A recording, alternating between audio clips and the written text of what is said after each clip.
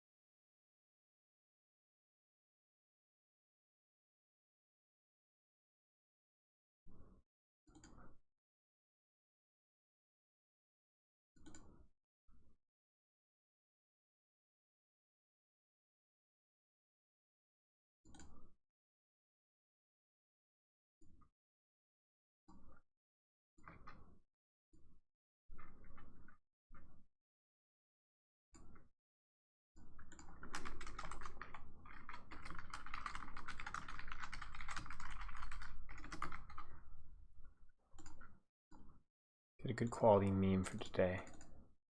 My Discord.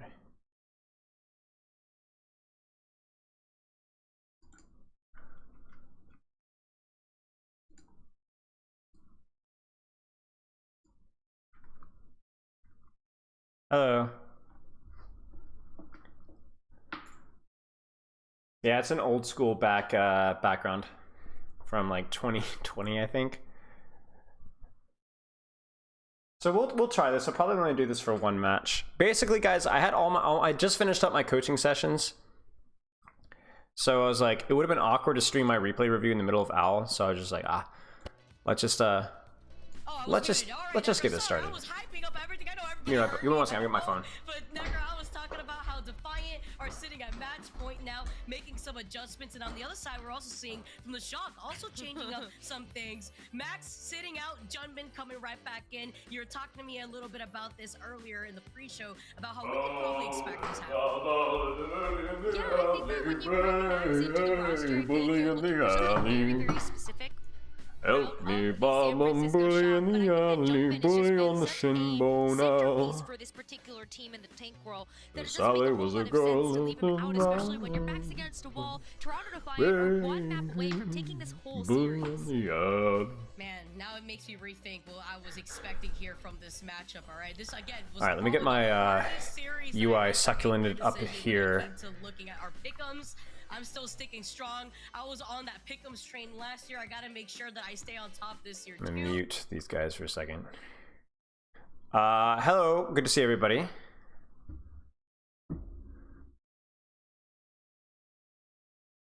Do you think there are any good Life Weaver comps right now? No. Maybe as time goes on and people get better, but I'm gonna make a video, I think, about it tomorrow. I'll talk about Life Weaver more tomorrow, so stay tuned.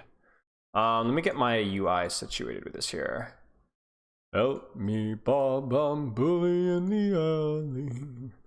Way, bully in the alley. Help me, Bob, I'm bully in the alley. Let's just do this. How about that right there? It's perfect. Or something else humorous that we could do. I don't think there is anything else humorous. Let's just do this for now, and then we'll transition to time once we actually get started. So yeah, I don't honestly, y'all, I don't know if this is something doing a lot moving forward. I feel like companion streams are old and tired, kind of like my body. But you know, Vast already has a good companion stream, so we'll see how it goes. We'll see how it goes. I'm gonna do I'll do one match today. We'll finish up the Toronto one. Maybe we'll do some of the London one as well. Does anyone know how to, can you do like gambling, channel point gambling? Because that might be fun too. I got a sub, but there's nothing showing up on my activity feed because Twitch is dumb. Wait, my phone's not even updating. I swear, I hate my telephone. I have to open up. Yeah, see, it's not even working. Chat's not even. Mods got to start it? All right. I don't even know who subbed. Did anybody sub? Who subbed? Somebody raise your hand. I have no idea. It didn't even show up. Oh, Holsty did. Thank you. this up. My chat is not updating. So honestly, I might not be. Am I literally not gonna be able to check chat? No shot. No shot, dude. Twitch mobile app is dog dookie. I'm not gonna lie with you. I have so many issues with it. There you go. There you go. Now it's working. I normally do chat on phone, but it's not working. Okay, so I think we're good. Thank you for the sub, Rumbly Coffee. There you go. Junbin teasing us with the Junker Queen. Not sure if it's gonna come out. Just get your Queen, let's see it. So, I'm not surprised about this either. If I'm Sombra, Soldier, Tracer, self-sufficient DPS. switch up if we do Cool see, stuff. What Toronto Defiant is I think it's going to be fairly decent versus Toronto's comp. I don't think the Symmetra is as good. again coming out from The Sombra, the Soldier, Tracer definitely open up a lot of the angles that plays the. But if they can catch the Soldier or Queen, it could be tough. They are not able to. So, chat, if you guys haven't seen my companion stream stuff, I don't think it's possible to like analyze live stuff as much, so it's just gonna be more like talking about some of the compositional choices and some of the stuff that went well, some of the stuff that didn't go well, pop off moments as well. I really like the setup from Shock though. Shock are doing a really good job playing around the Soldier. The Soldier's just basically another DPS that you can't run down as easily with the Symmetra stuff. But I don't feel like there's been near enough punish from Heesang in these rotations. I feel like optimally, you would be able to have Heesang just able to sprint away from the TP without the Kiriko following to help. Because the Kiriko needs to be punishing the TP. The Kiriko should not be peeling the Soldier getting dove on. Because if you have your Kiriko TPing on the Soldier who's getting dove, then the Kiriko is also vulnerable, but also the Kiriko should be DPSing. The whole point of playing Soldier is that you can't get TP'd on, and yet it seems to be happening with way too much ease. It's well played by Defiant though. I'm now wondering if... Yeah, it's my phone is bugged again. If anybody's saying anything, I literally can't even check chat anymore. I'm gonna get my phone in a second. The Doom is a good swap though. See, the Ant Matrix called in from Ultraviolet to clear that space, saying falling incredibly low here as they try to isolate Junbin. That's gonna be something that Speedy's gonna be looking out for. I mean, you can see like how hard it is to kill Doomfist with this comp. Like, you really should not. I mean, honestly, Speedily should not even be looking at him. He should be going for icicles on Genji. Oh, that's deflected. Oh no, it's not deflected. He should be trying to shoot proper, or the Genji. Because Doomfist just lives infinitely. You should not be focusing Doomfist. The only way you should be focusing Doomfist is if you get a shatter on him or a pin. Yeah, way too much Doom focus from Toronto. So even though that they were like way up in old eco, they might actually lose this fight. Yeah, they lose. Is Varashi in chat? Varashi, remember when we were playing the other day? You gotta snipe the Tracer, y'all. Sombra is super weird swap. Sombra Tracer probably? Yeah.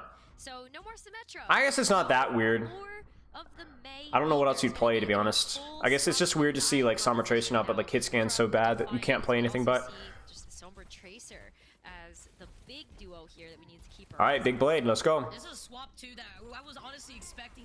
Ooh, Junbin gets annihilated. Big Blade though, really big Blade. If they can keep him up, they can't, but the trade is still there. This could go either way.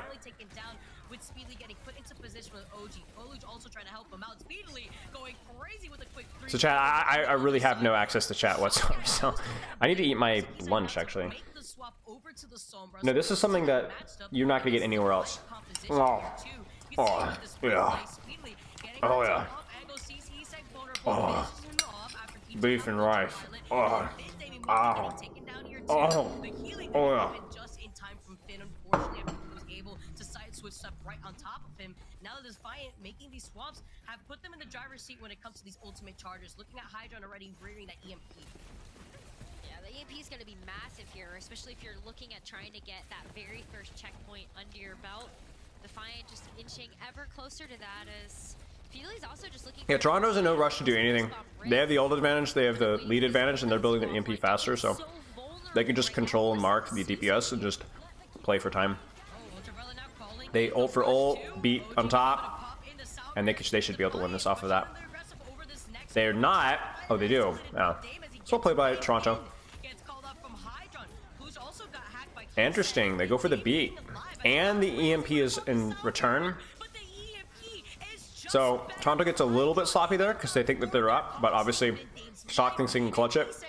But Toronto responds okay. High risk, high reward play from Shock there. Moira swap is super weird. Honestly, a super, super weird swap from Finn. I'm not going to lie. Like, you lose so much utility. They're essentially just committing this primal just to guarantee cap, which they get. Moira swap is weird. The Moira swap is a little less troll because you can't get hacked out of your coal anymore, which is really big. But the other thing too as well is like your healing on your flankers is at least slightly better because the 3-second HOT, your heal over time lasts longer on like your Sombra Tracer, but I still don't feel like it's as good.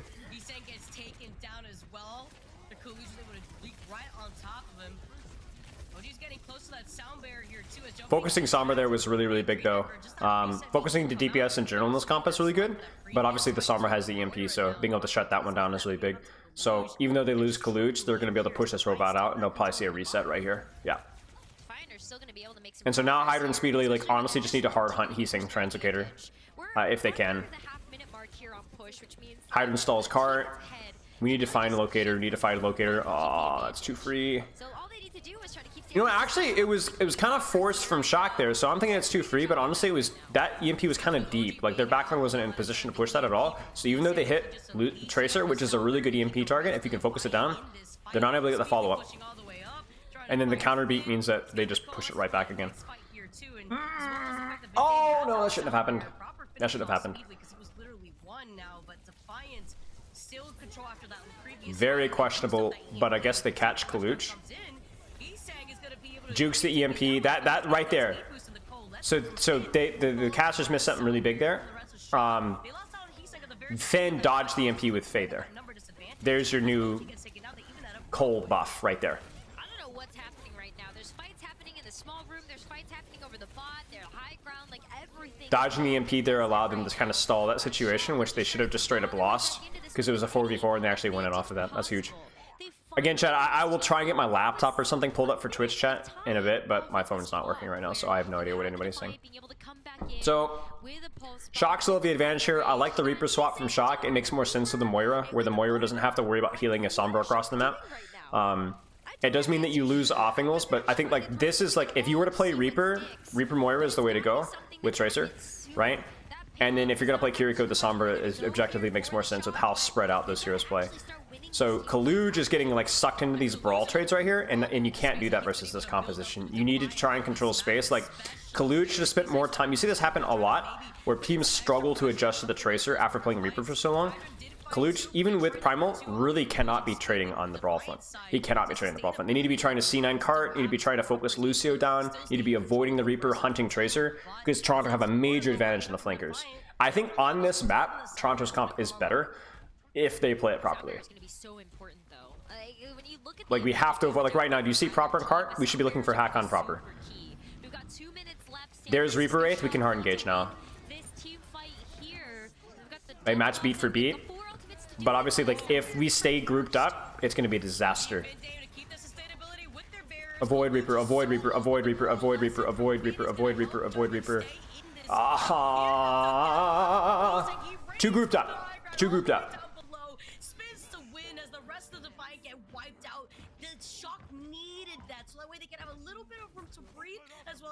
So I actually think Toronto can take the brawl fight now because they've got EMP Pulse.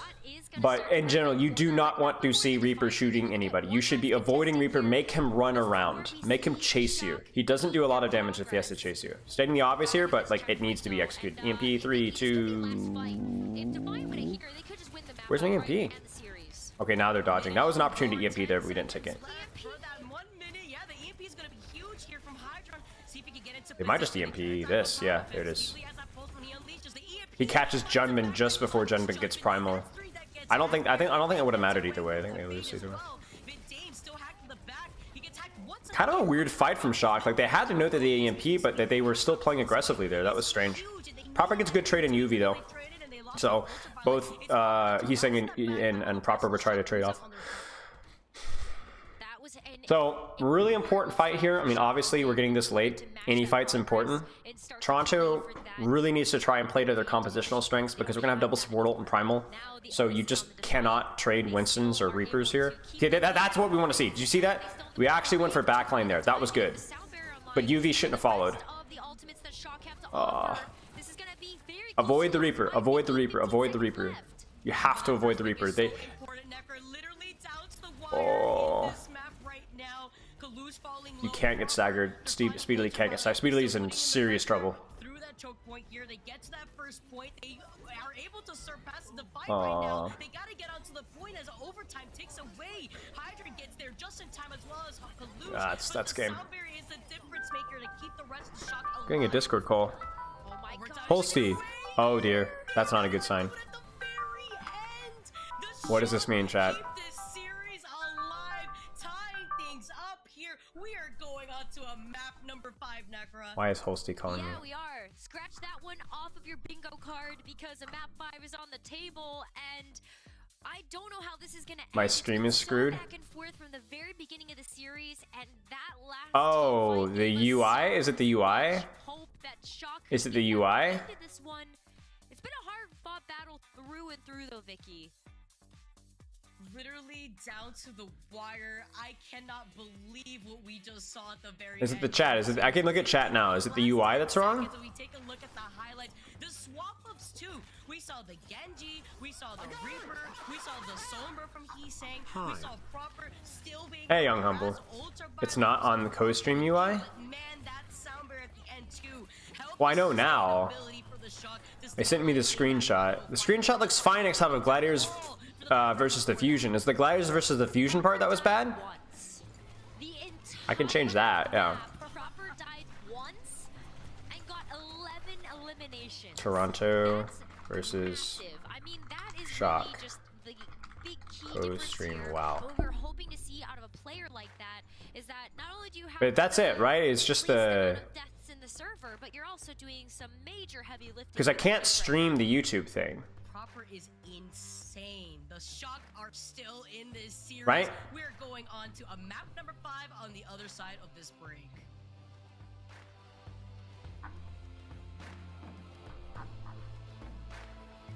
I don't think you're allowed to. You're not allowed to. You're not allowed to show the YouTube stream.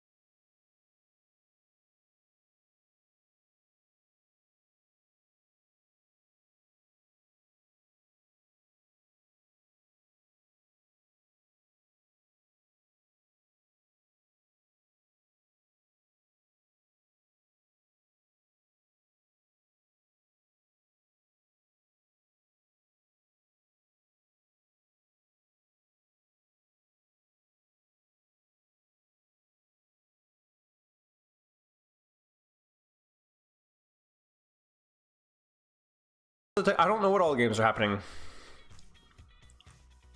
I'm not a huge fan guy. I enjoy Overwatch League, but I'm more of just enjoy watching and seeing what happens. I've never been like a huge team fan, so like, yeah.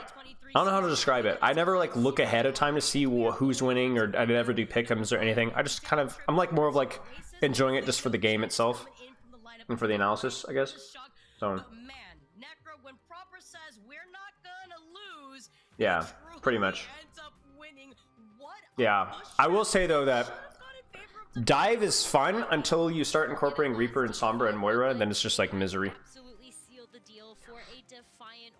Poke Dive is just objectively better, I'm not gonna lie to you guys. I don't even know what to call it there. The drive, in my opinion, Poke Dive is objectively better. No hero just, that's my opinion anyway. I don't know what else to call it here. I just want to see what's gonna happen in this map. Yeah, Houston, Glad, Chocolana, yeah. Alright, so I gotta get my UI situated here. Are we good?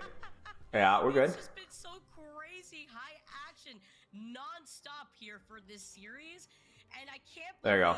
The survivability of Proper on that last map. Now, can that momentum carry over for Moira needs to uninstall herself from Overwatch? Yes. Winner for this first series to kick off the season. What do we see here? I feel like we've seen Yes. One more big juicy mouthful of beef and rice. Come out from the shock, but this is where it really counts. So dive mirror here is likely When it comes down to being the final just based off the nature of the map, the high ground, the flanks. No mistakes. You've got to figure out what you want to go for right out of the gate, or else you give a lot of momentum to the other team. And we've I'm seen curious to see if teams fight for high ground. They do. when it comes down to the Oh! Shot gets the hacked Mega first so they can control high ground. That's actually kind of a big deal too, because you can get your Ana on high. It wasn't always as important when in Kiriko metas, but definitely the high ground accessibility for Ana is definitely going to make things trickier for Shock, because, or for Defiant, because they're going to be able to get their backline on high. Oh, they're just straight up going. Now you're going to notice something, guys, at the high level, backlines are rarely static in Dive, even if you're playing Ana. As somebody just straight up dies. I don't even know what happened there. A lot of the times in Overwatch 2, having a static backline just doesn't work, because if you stage the perfect dive, the lack of defense matrix means that you can't really peel a dive. So you have to kind of juke a dive. Juke a dive or proactively take space with a dive. So I'm not sure exactly what happened with the backline from Shock, but they try to aggressively rotate and push, which is kind of interesting because they technically had the high ground, so they didn't necessarily have to force anything. If you do have a defensible location, high ground is where it would be. But they try to push, they try to rotate, doesn't work out. They swap to Kiriko and retake because obviously pushing into an Ana that already has high ground, it's going to be impossible to land anything impactful for your Ana on attack. So, interesting. Heatsink backline. Are they going to try and directly contest high with it, just a straight dive? Yeah, see, Toronto just rotates away. Oh, but they hit them on the rotate. That was ugly. That should never be that easy. I don't even know what happened. OG didn't even get hacked. So I don't know if like Finn hit a headshot or something, but that was crazy. That was so easy. To contending with the ones that Defiant have in their wheelhouse. We're seeing one specific. So they'll probably stay on, obviously, because retake Nano. It's going to be the Kiriko from Finn versus the Ana. Now, what will be interesting is where the Nano goes. We might actually see it onto a Tracer, because the Nano Winston's just not as important, because there's not an Ana or a Squishy to jump on. So he already has Primal as well, so we might actually see like a mid-fight Nano Tracer. There's an early dive, they peel it out, they force Heatsink out. Now they walk forward. Junman gets hacked, looks like. Yep. That's a huge pick there for Defiant. Doesn't get the sleep dart. OG doesn't dodge it either. They do hit Vendame. Shock is definitely the type of team. I mean, it makes sense, right? Because you already have point control. Ooh, huge EMP. Where Shock is like down one, they will still take the fight. And obviously on this point as well, it is so very easy to stall that you can use a lot of ultimates, trade ult, and meanwhile, like, look at this, 20% has still been used. UV needs to get this Nano onto Speedily, honestly. Oh, they use both. And then they Nano Winston mid-fight. I honestly really feel like a Nano on Speedily would have done a lot better for cleanup phase. And then if you need to, mid-fight beat. But you see here, like, Toronto has been pretty clearly winning this fight, but it's been 40% has been stalled out. And they've already built up another EMP. That was such a long team fight, and I love that you called out the stall that the Shock were going UV's for. back on high. The fight enough that it forced Defiant to use UV actually goes to spawn, swaps Kiriko, so now they're just gonna play for stall. Oh, Hydran. I don't know what happened there. I don't know what happened there. Maybe Translocator got destroyed. Maybe he just got headshot by Kiriko in the dive. Never, ever, ever should see that happening that easily. He might have gotten hacked, actually. It's this comp is hard to see what's happening sometimes. Toronto's gonna try and stall, but they don't have much to stall with ult-wise, so this is probably gonna go right back to Shock. Yeah, it's gonna go right back to Shock. So pretty neutral, but obviously Shock is pretty happy with that. That should have been a lot harder than it was. Really big team fight win there from the Shock, and you can see the forward positioning that the Shock are going to take. They might go for something proactive here before Toronto sets up. 3, 2, 1. Oh no, they won't. They actually fall back to point. Trying to spawn camp. Oh, they catch Hydran again. You guys got to realize that, like, obviously I don't know what's happening from Hydran's POV, but Sombra is oftentimes the most fragile player in this matchup. Especially now that nowadays there's no, like, Ana or whatever to worry about. She is so fragile. Like, both Sombras have been first deaths. Because if you could hunt her Translocator, she's cooked. And don't forget, if you have a Sombra or Tracer of your own, a lot of the times it's pretty easy to do so. Defiant trying to stall, stalling successfully. There's the Sombra, there's the solo EMP, and that's a good EMP from Hydra. Remember, quality, not quantity. Kitsune Rush matching beat. Surprised he didn't match with Kitsune Rush first, but it works. Now the Kitsune Rush. Oh, they don't even need to. I didn't realize this was not last fight. Those are going to be huge ultimates. So he's saying getting Junbin on the Queen. Maybe just a playmaker, honestly. I honestly... Let's just watch. I don't know why you go Queen here off the top of my head. So let's find out. Oh, I know why. I know why. I have a suspicion anyway. We'll talk about it in a second. I want to see what happens first. It's crazy that Toronto have been able to stall this out, though. Or Shock has been able to stall this out. Alright, so let's talk about the Juggernaut Queen swap. The Juggernaut Queen swap could be a comfort, like, mechanical pick as well. I'm sure it is. Like, obviously, you wouldn't pick Queen if you're not good at the Queen. But the reason you pick Juggernaut Queen, 2 reasons. Number 1, you do an easier job clearing the enemy Sombra Tracer than a Winston would. So you can actually force her DPS out and control space better. But the number 1 reason why you pick Queen is the shout. It gives you, like, a really budget ultimate, defensive ultimate, versus any sort of diver. Because they're going to that fight with an ultimate disadvantage, so you use Juggernaut Queen to try and shout something that they use. Jump in and start in Queen multiple, and so, right, so you combo that with that being a comfort pick. You use the shout as like they go into that fight with an ult disadvantage, but the Queen can actually clear DPS, and also the shout is pretty useful. Yeah, the cleanup, consistent damage for cleanup phases too, right, which is what this composition really lacks. Like, it's really hard to, like, actually kill stuff with this comp. Toronto comp. Sojourn, because dive is always a threat here, right? So you don't want to just roll out like Hanzo, because Hanzo would get turbo stomped by this. I want to see more of an angle from Hydran than where he's at right now. I would probably want to see him from where the Heesang is coming from. Yeah, this is not a good setup. We need to be getting an angle on Heesang. Okay, there you go. So the reason why you don't see Toronto taking the top immediately is because, especially with the Reaper Winston, the burst of value, you can take top, but you need to force bubble first. Okay, now they can take high ground if they want to. They don't even really need to.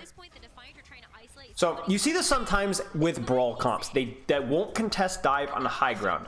The reason why that is usually Winston, where you're like, well, surely with a Ryan Winston or Ryan May, you can clear the high ground. Yes. But the problem is that burst of value when you try to take high ground when Winston jumps and cleaves 5, it's too scary. It's too scary. Great swap from Shock. I want to see Speedily taking an angle here. Playing more to control their backline and poke out. Toronto, I think, is too stacked versus this. I think they're a little stacked, which is going to allow Heesang and Proper to take more aggressive angles than they should be able to. Same thing with Fen. Oh, Hydron messes up his shift. And now they flipped. They've lost a lot of space from that, and that's GG's right there. Should not have been that easy, honestly. I would have to look at that again to see exactly what went wrong, but Speedily and Hydron, a lot of emphasis on trying to deny and punish the dive instead of like proactively control angles. And you see this a lot with the teams that aren't as good at the Rhine versus the dive. Anytime you think that stacking is good, yes, when you're rotating, stacking is good. When you're not fighting, stacking is good for efficiency and speed and rotations. Probably going to see a Nano Monkey here. You might see a Nano Blade as well.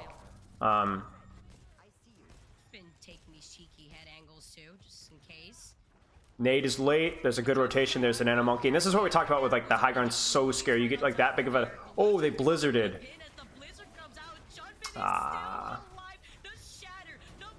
Huge. So, again, it's just early in the season, but if the Ryan May stuff is more common, then you will see Winston's get a little bit faster.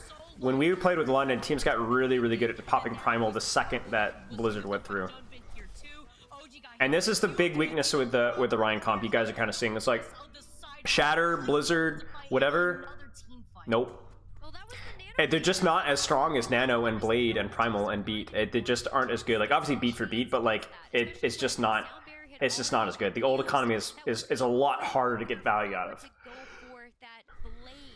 But now San Francisco Shock are approaching that last fight territory mark. They want to be able to close this. So you've essentially reset old economy, but Shock still have a slight overall advantage. First season win, and they have a lot to do with it. Let's see what Heesang can get done with the Sojourn. Use the ult, use it. There it is. So you're probably gonna clear point here. You might even, oh, that's a huge kill right there, because Shock was really close to kiting that one out again. That's actually a really, really nice fight win for Toronto. Just being able to win cleanly, just using the Kitsune. Notice that they were trying to rotate onto the Ana, because obviously that's the fragility of the dive matchup here, is that the Ana is more fragile to dive compared to the Kiriko. So if you can find a way to rotate onto the Ana or keep her in a really safe position, you can often minimize the impact of her nades and or just straight up kill her. Like you saw it there, she wasn't even the first person to dive, but the threat of the dive put her in such a far position that Junbin got isolated. 30% closer to getting that EMP online. So even if Defiant win this next fight, there is still one more chance for the Shock here. But oh, Hydron, how? It has to be some sort of translocator destruction. Like I'm looking at Heesang, and I'm assuming something had to do with they're hunting the locators here. Which is tough because if you're Shock, you know, your backline is so fragile that you shouldn't be like really looking for Toronto's Defiant dive. You should instead be trying to like, okay, think of it this way.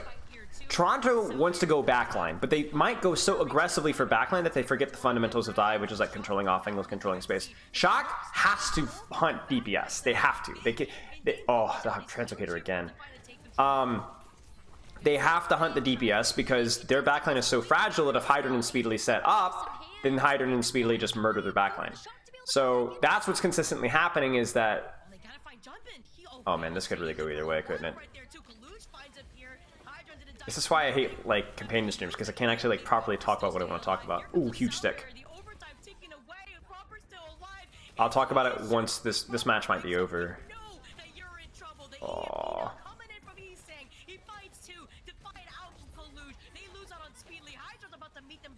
Yeah, so we'll talk about that, because that Hydron's deaths were really important. So, big thing is Shock focused DPS. They hunted Tracer, they hunted Sombra, and so on, because they needed to control those DPS so they could actually walk forward, right? Your Ana is fragile. You need to prevent their DPS from staging, otherwise they just straight up lose. Let me mute these guys real fast.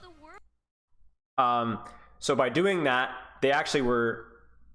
not even accidentally, on purpose doing the fundamentals of dive. Like they focus the DPS. They, even if they don't get the kill on Sombra, they still force Hydron and Speedily to play super careful, which means that their backline actually gets space to walk forward. So honestly, just really good fundamentals from Shock there.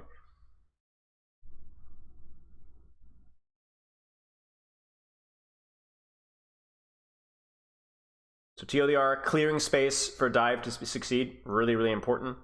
And the comp with the Ana has more of an importance of doing that because their background is a lot more fragile. They have to deny the dive. It's like the whole marking idea, right? Yeah, mirror matchups are super boring a lot of the times. Yeah, Shock played that one well. Shock played that one. Definitely deserved that one. Nobody has permission to do the whole stream. Nobody does, to my knowledge.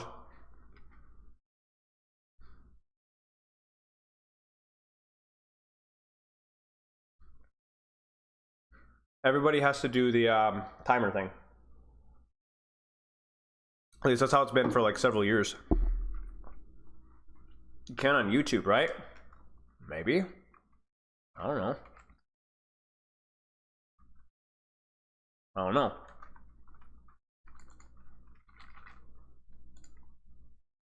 Don't think so. Maybe. Samito? Yeah, maybe you have to be on maybe you have to be on YouTube. Yeah, you have to be on YouTube. Rep. Is what it is.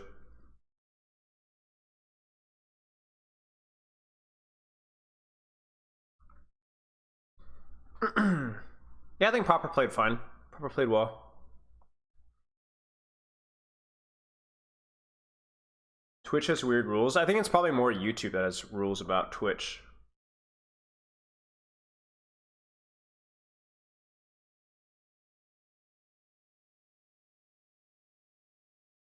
Yeah, they really just, the Hydron's translocator just getting, Hydron just, honestly, even the first run, right? Like, Hydron died so many times to Locator. Faval coach back at it. Hey, Windfall, thanks for the sub, mate. Appreciate it.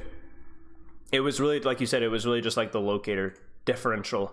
They did a much better job with like those kind of micro plays and controlling space that way. It's a big deal. As far as I know, Austin freaking powers, yeah. Yeah, I didn't see the other rounds. I just started here.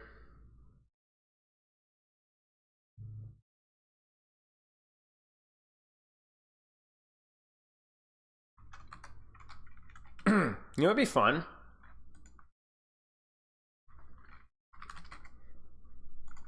Be fun would be if you guys try to challenge me in a 1v1 while we're waiting for the next match.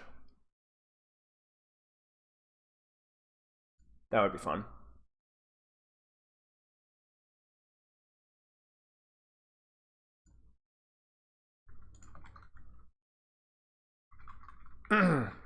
Shut up, Varashi. So chat, if you want to be entered in a 1v1 while we wait, type fight in chat. F-I-G-H-T. Check it. Just type fight in chat and we'll set up a 1v1. We'll do the SATA. We'll do the SATA code. Let me get a custom game set up while we're waiting. I have my earbuds in, so, you know, I already have a built-in excuse because it's hard to hear with earbuds, so.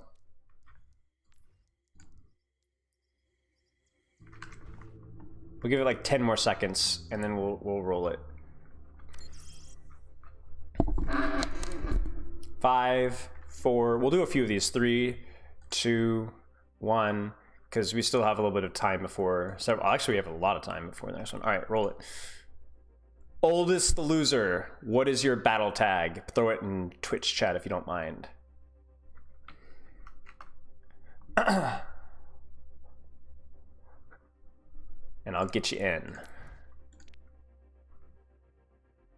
We'll do a few of these guys. Okay, I need to pull this up here so I can copy and paste this.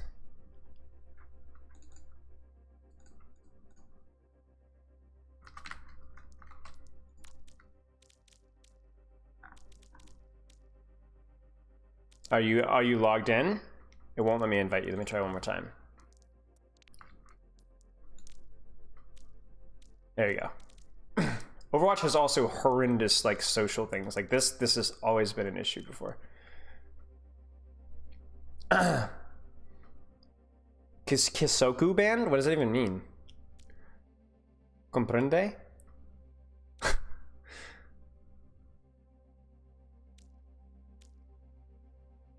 No, you're good, you're good.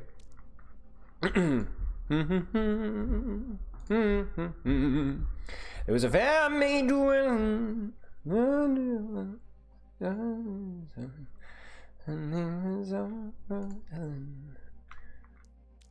Here, I'll do this.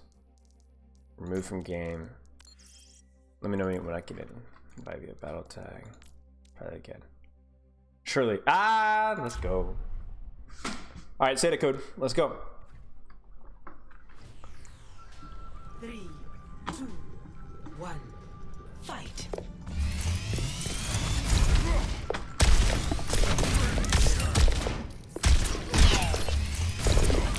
Oh, the slide. Taken the Ready for a knockout? Oh.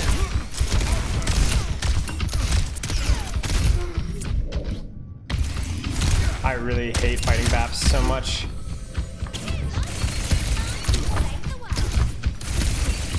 And I hate Tracer because I'm bad at Tracer, chat. Don't look at him. Don't say anything. He's gonna have shift again. Dang it! I'm so bad at Tracer. Oh no! Oh my god! Oh, it's.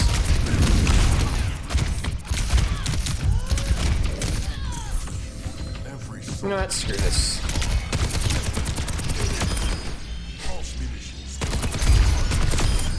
I'm winning!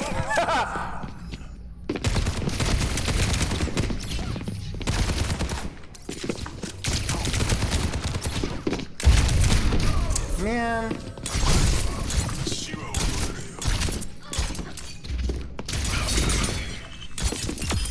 Illuminating accuracy.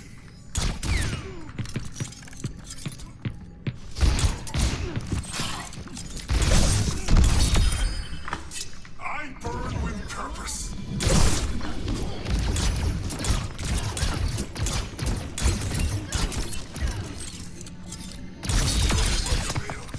The goat, guys.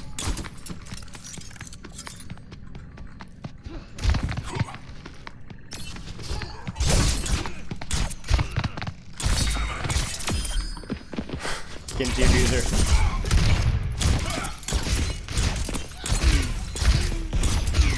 What? Come on.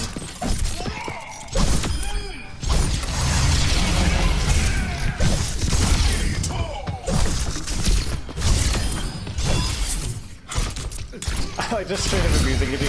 Oh no! I'm gonna die to do this! Dude, I swear I'm getting like no regs in some of these shurikens. Another day, another battle.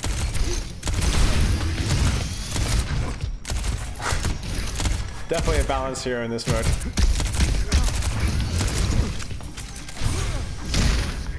It's like child abuse.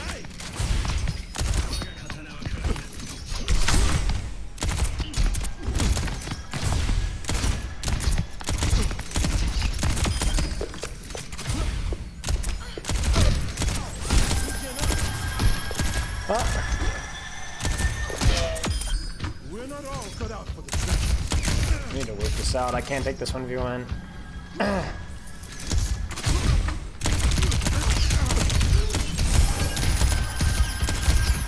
Ah! Surely? Aw. I went for the hard flick.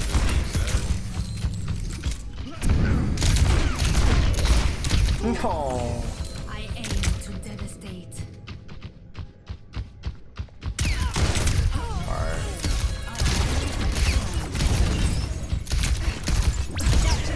Surely, yeah, chat. Surely.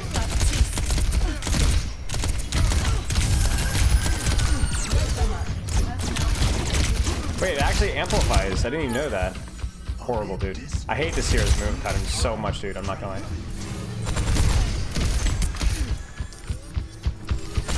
Oh, why did I swing like that, bro? Like, what am I doing?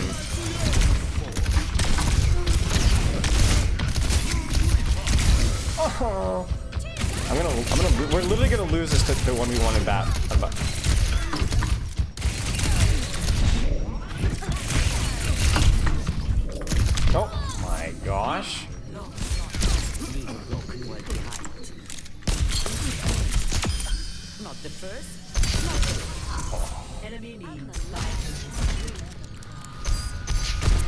No. Oh, I didn't even realize we're still just good.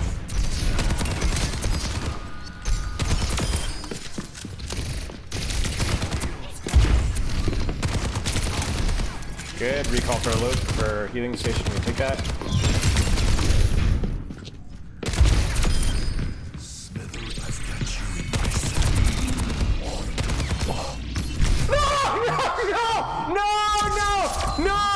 No shot! The production dust has improved a lot this year? I get to know. Man. I'm so rusty, man. I don't even want to talk about it. They do eventually come back in the run. It wasn't enough to win in the end. So Toronto, they're going to want to go back in the lab and review this one. Luckily, I've done it for them, so you're welcome. Toronto coaches. Jake's taking my job! Put this segment on for the boys. All right. I mean, honestly, just watching that, I think it just grew a wrinkle in my brain. I think that just happened. You might have heard it. It just popped. All right. And it just did. So that's where the sound came from. Exactly what it was. Yeah, it happened a couple times as well, right? I can't do this. I can't stream this. Come on, guys. At some point, someone's got to step on the point. Let's go watch what Jake says. Let's check I think out. San Francisco Shock, of course, I predicted them because I think they were favored going into this matchup. Let's see what Jake says. It felt like Toronto Defiant were really comfortable playing all these different compositions, so that's a great sign. It was just over. Focused on the dive mirrors that Toronto could have been a bit stronger. They looked really comfortable to play and rolls. They'll need to maintain that form throughout the season, but I mean, as an gap, ultimately that sealed the spot. Popper is him. Proper, yeah. No, I'm not. Yeah, you lost your prediction, but San Francisco Shock, just. for looking at that match in particular, yes, they exceeded expectations, but there's some cleanup work still to be done. You have a few examples of that. Yeah, and as I alluded to earlier, Danny, you should have been right. It should have been a 3-0. That's the call, and I'm Where's it taking going? the road. Oh! All right, guys. Professor Lion. So we can just roll the clip from right here.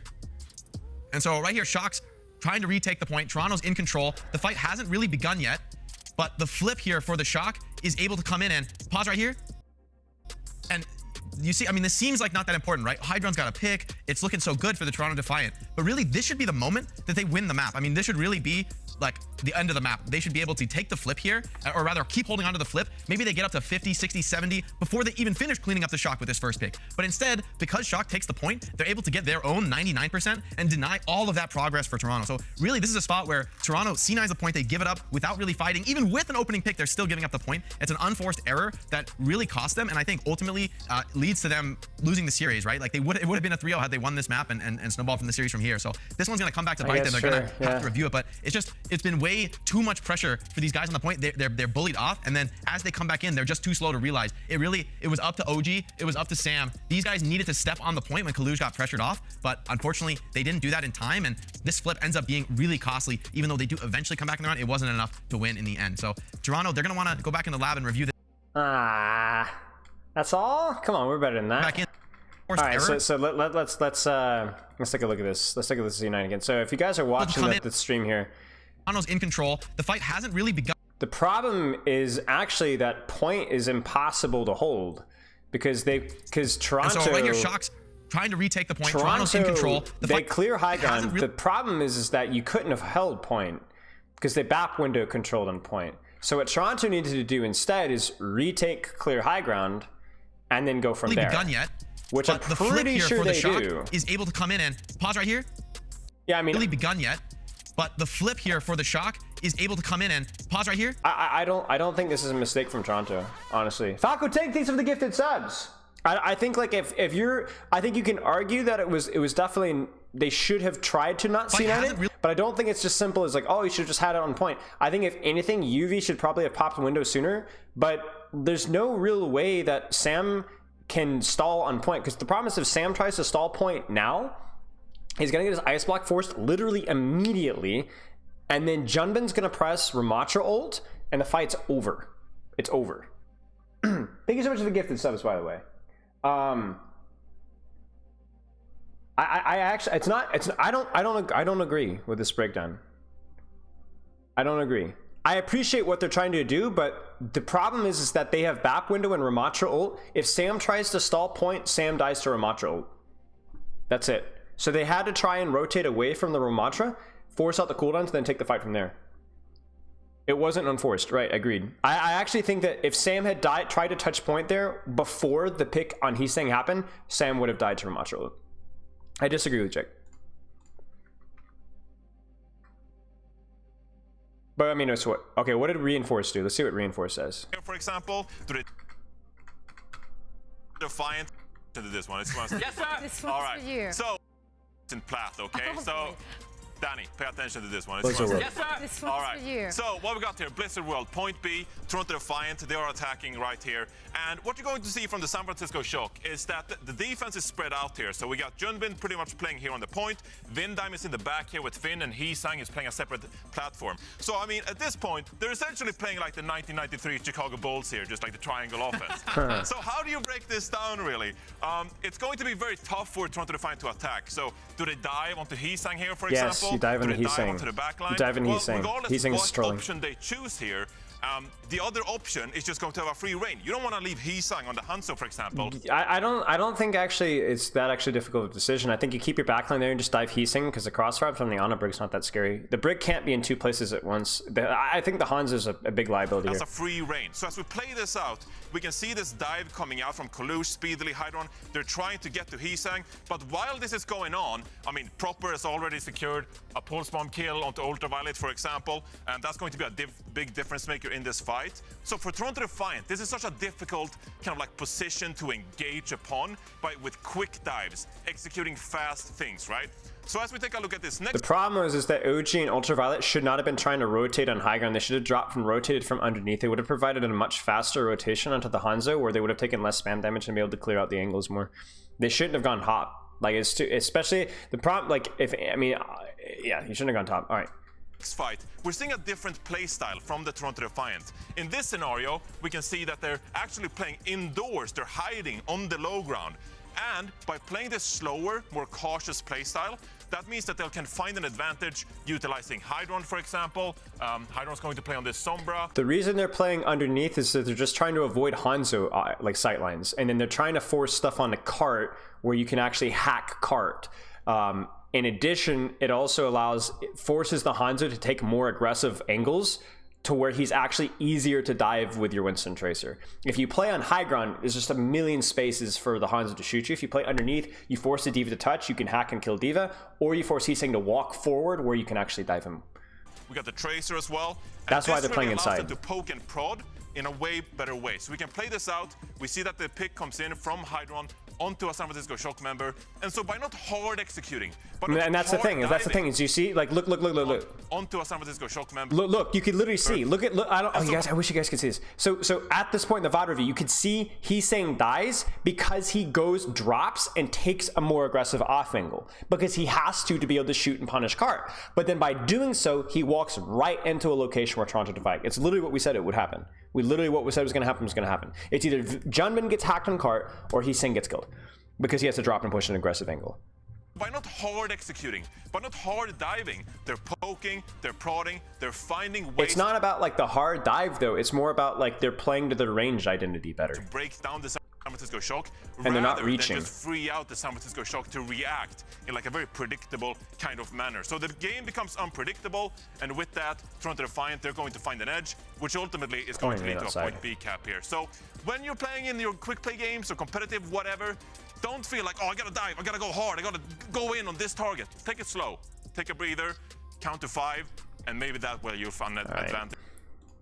I appreciate that they're doing this though. It's definitely it's good stuff, but I don't necessarily agree with the conclusions. Matt, thanks so much for the sub. 4 months. We're going steady. We are going steady. Appreciate it, mate. Why don't you have a second monitor? Yeah, true, Falco Tank, yeah. Yeah, I mean, I'm being harsh just because I'm trying to be like objective about it, but also don't like, I'm not trashing on these guys. I'm just giving you an actual OWL coach's perspective. That's all. Let's do another giveaway, y'all. All right, so let's do another 1v1. Fight in chat. Type fight in chat. Fight, and we'll do one more before we start. He has a laptop. Well, it's a really cheap laptop. I actually got this laptop so that I could do scrimmages like 2 years ago. But it's just, yeah. Do I have the code of replay of Al? No. Am I rooting for London Spitfire? I mean, obviously. Of course I am. Go about 10 more seconds when we start.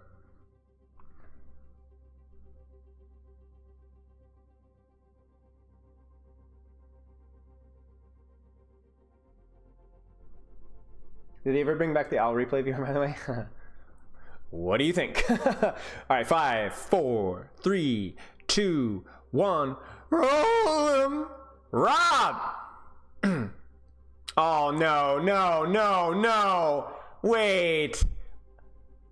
Wait, you're the tank, you're the top 500 tank guy, aren't you?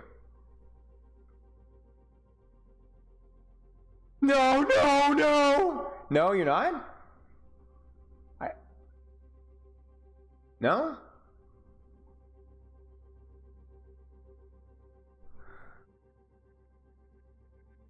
No! No! Wait, no, no, no, no! No, no, no, no, no. Alright, what's your battle tag? No! No, no, no, no, no, no. Wait, wait, wait, wait!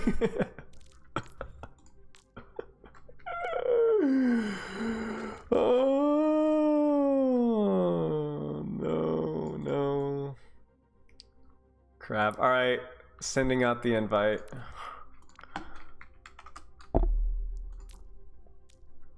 Crap, man. Crap, man. Dang it, man. Now arrive. 4, 3, 2, 1. Fight. You can't hide. Yeah, come on, eat me, trash can.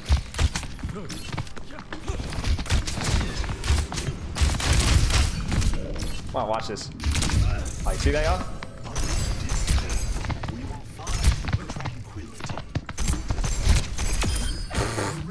Two.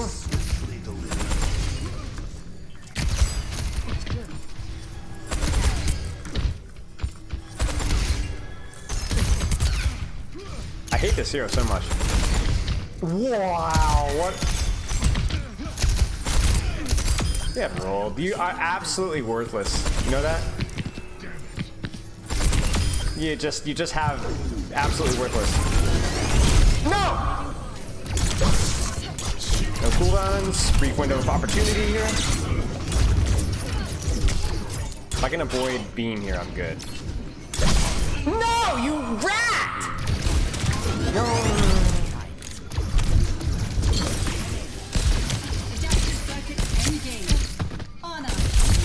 No, no, I didn't! I got too late! No!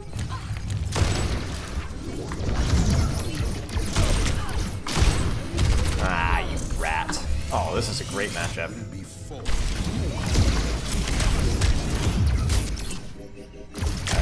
This surely chat.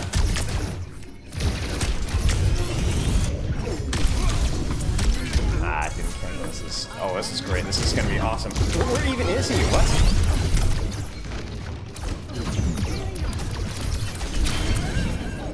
Ah, crap.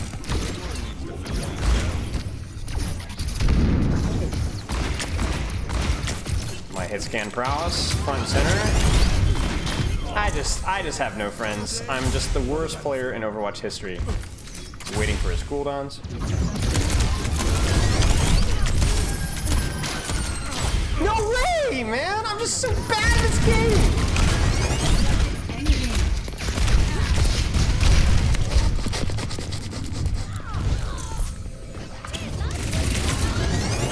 Oh, he kept his, he lost his HP.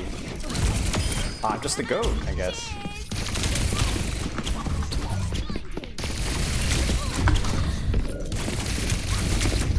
I'm just the worst. Yeah, come on, rat. Come on, rat. I'll try to get you in my sights. You didn't expect it! Didn't expect it, rat! Oh, no. Setting up No. Oh, that was terrible. I actually have to take this now because he's gonna dynamite me.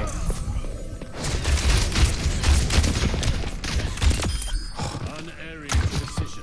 Winnable, chat. Winnable. Maybe not winnable.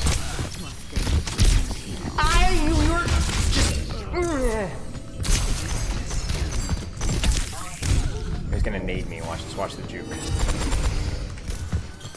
Yeah, see, there it is. I swear.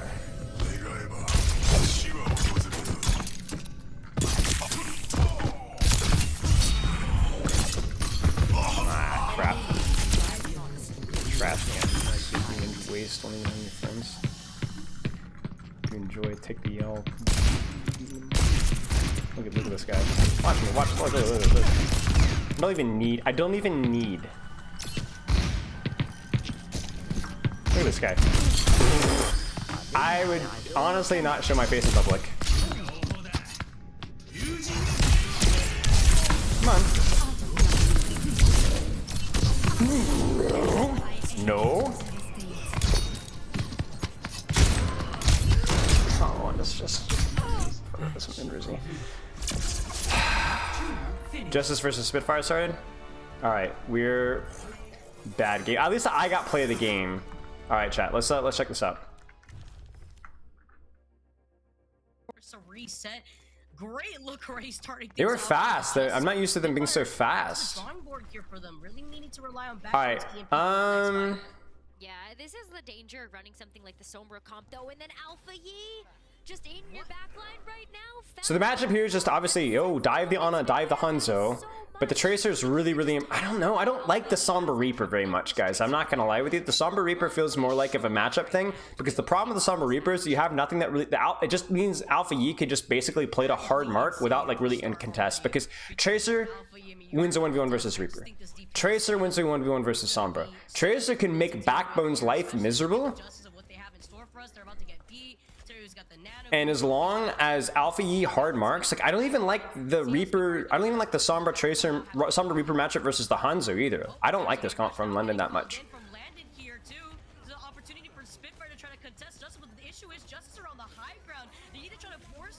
Oh, what he juked at EMP, that's so huge. So that being said though, obviously you still have a lot of nice ultimates if you're London, so honestly who goes, but I don't like the Reaper Sombra, so oh, mirrors, trolling-ish. So you need the Tracer for London to be able to actually like set up your like consistently win the 1v1s that you have. Because Alpha Yi is going to be able to hard mark for free.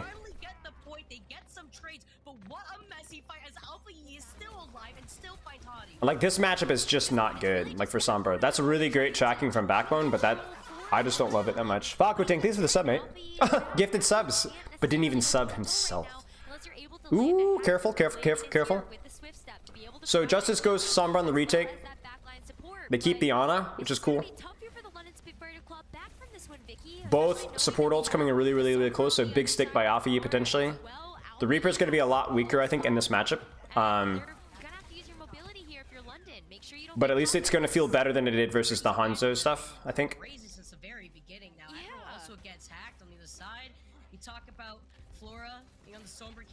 I'm confused as to what's happening here. I think they're pushing for EMP. They do get the EMP. They get the nano off though. Oh my gosh. Yeah, he's dead. Oh, tracking.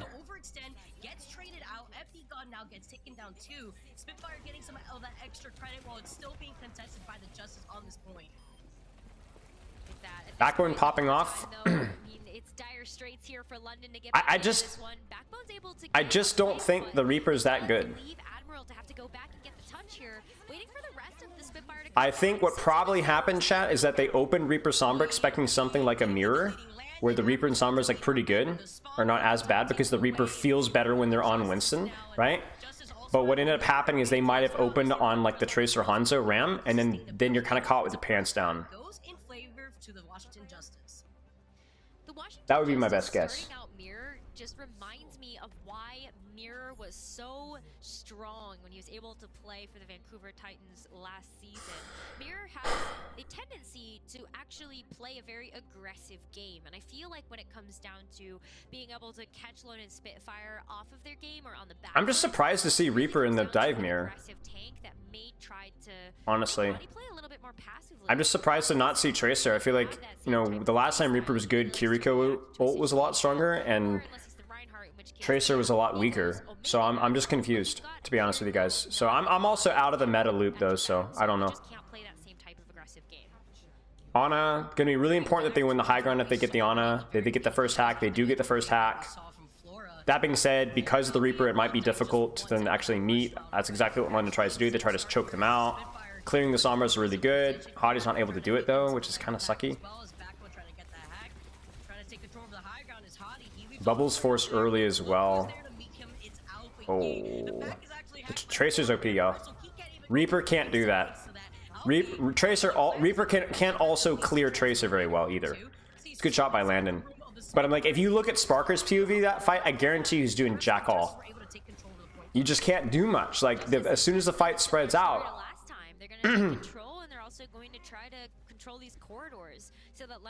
What's my Owl consultation fee, Spylo?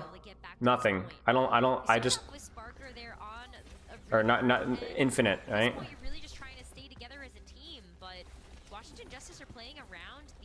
Just...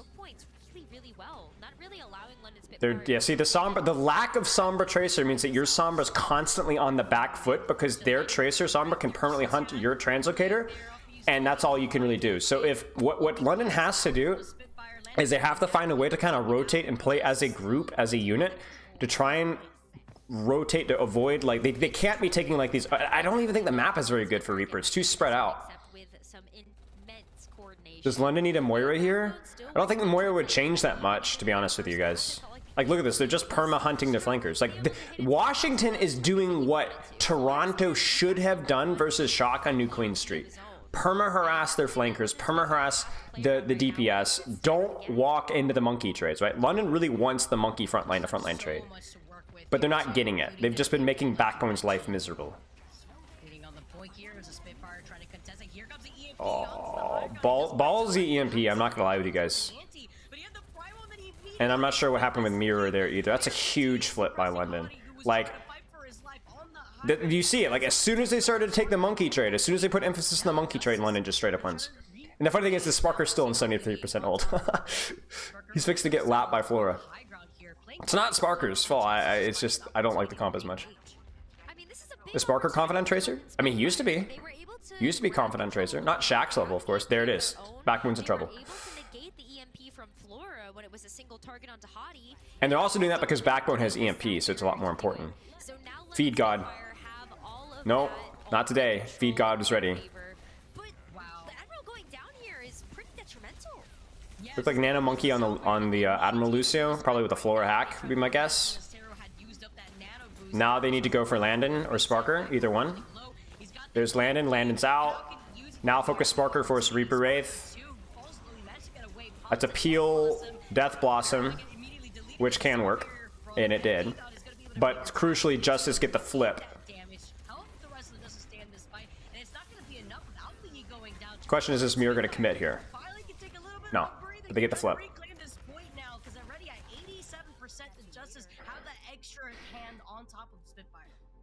Well, the thing is, if you just avoid Reaper, yeah, right, exactly. You just avoid the Reaper. Avoid the Reaper, and he can't do anything. Even with TP, it's not good enough. So right now, Flora's probably setting up deep. They're looking for Sombra Translocator. You see how deep the Sombra Tracer are? And there's nothing they can do about it. Like, a lack of a Tracer means you lose these flanks so easily. Like, even Hadi there just gets chunked by the Tracer on the flank, and there's nothing they can do about it. There's the Locator again. Now they're jumping Backbone, and Backbone's dead. It's like clockwork, y'all. It's the same every time they lose, it's the same thing. It's the same thing. This might be a really quick one as well, because London Spitfire don't have a whole lot to be able to come back into this one. You can swift step your way in, but Backbone is the closest, and you also have to send... So they're just going like hyper aggro now. Defensive nano from Teru, if you even need it. Yep, there it is, and this fight's over. Hadi could stall though. That's a huge kill from Sparker. Tracer is one of the best targets for you to kill here, because it's a huge portion of Washington's damage, and it means Hottie can stall a lot longer, which he does. Backbone does have an EMP, but probably won't get it in time, maybe? 3, 2, 1. They need to go for the Sombra. Backbone's gonna... This is really big. Like, this is really nice of Hottie. Like, that Hottie is somehow so, like, just... Oh, Flora dodges the EMP. Ouch. I don't think they were able to hit anybody with the EMP. And then they hunt the Translocator again, and now Backbone's dead. Big Death Blossom, surely. Nope.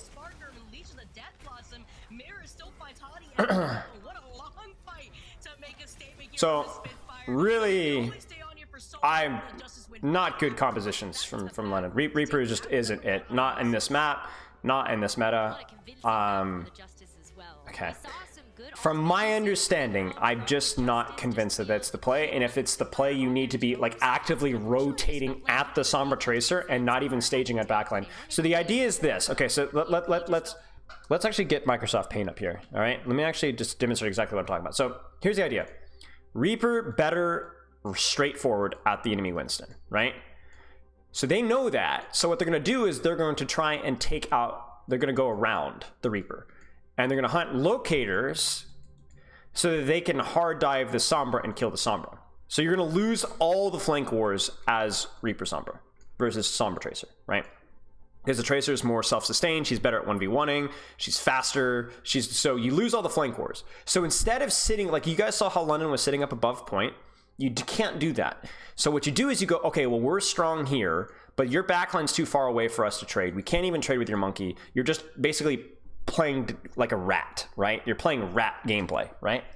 So what we do is we need to move our core and be way more dynamic with our core movement. So our movement, our core needs to, instead of sitting here, they would need to put like you know how like there's the high ground here, you know? Okay, this is the point, and there's the high ground up here. You would need your Reaper Sombra comp to kind of like start to do like these rotations in through here. You need to try and find their Tracer, like run at their Tracer. Like clear out angles, almost like a brawl comp, instead of standing passively and watching your support like setup slowly like melt away. You can't be passive, because even if you do that, even if they do get your translocator, if you're dynamic with your movement, it actually makes it really hard for them to dive and punish the lack of Sombra translocator. Like if you're running at the Tracer can't punish you for having a lack of Sombra translocator because you're shooting her. You need to kind of be finding some way to close the distance with your Reaper comp versus the enemy comp, even if it's closing the distance on the enemy Tracer. Even if it's not the enemy monkey, find something to close the distance on a flank, on an angle. Otherwise, you're screwed. What if you play Moira and walk as a group on Ana? It won't work likely because the Ana will generally play smart enough that she's too far away to access. So you need to start walking on the flankers so that the Ana feels the need to walk forward, and then you can dive the Ana, right? So it can work, but not as a first step thing. Moira would be fine, but honestly, Kiriko is fine too for the whole rotation and pushing aggro aspect. Like Kiriko is no worse, I would say. Kiriko may be even better. The Sombra and Reaper were ineffective against the Tracer, right? We had one fight where Reaper was able, where I think Washington put too much attention on diving the backline, or focusing the monkey trade, and the one fight where Washington focused the monkey trade, they lost that fight.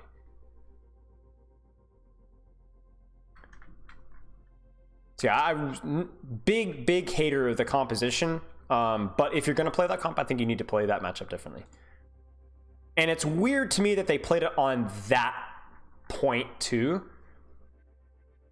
because that is probably one of the best Tracer maps in the entire game. So it might just be that the nature of maybe they were praying for an Oasis University, so that's why Sparker was in, but it is a bit troublesome to have a Reaper on that big of an open map. Moira being an option, I mean, she definitely has the fade during Cole, and the HOT thing definitely really nicely complements these Sombra Tracer, Sombra Reaper matchups a lot. Who's Oasis City Center?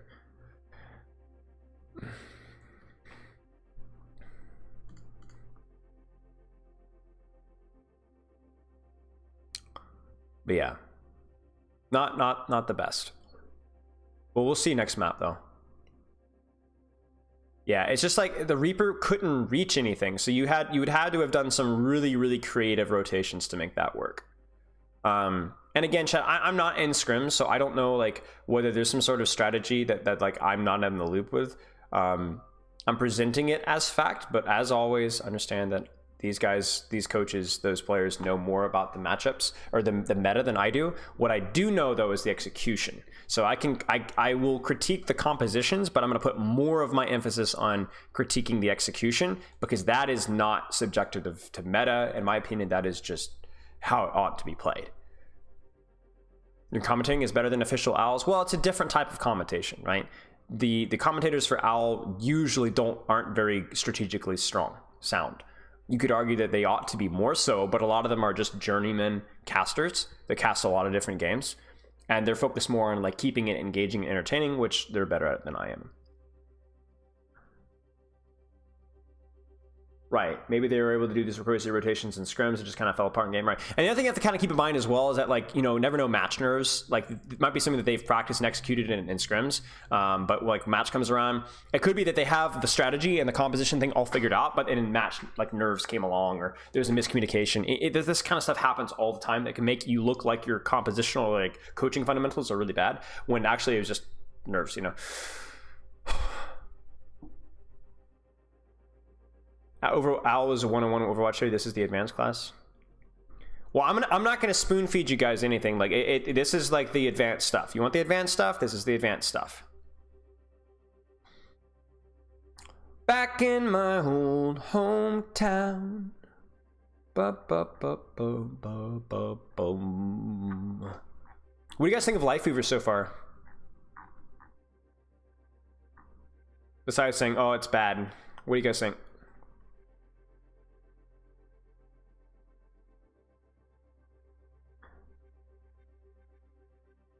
Garbage. I said besides the fact that it's bad.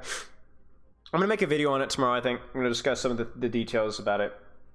The Fran is hard stuck plat. Huh. I placed Diamond 1 on it on an alt account, but it was really hard. Like I had to sweat.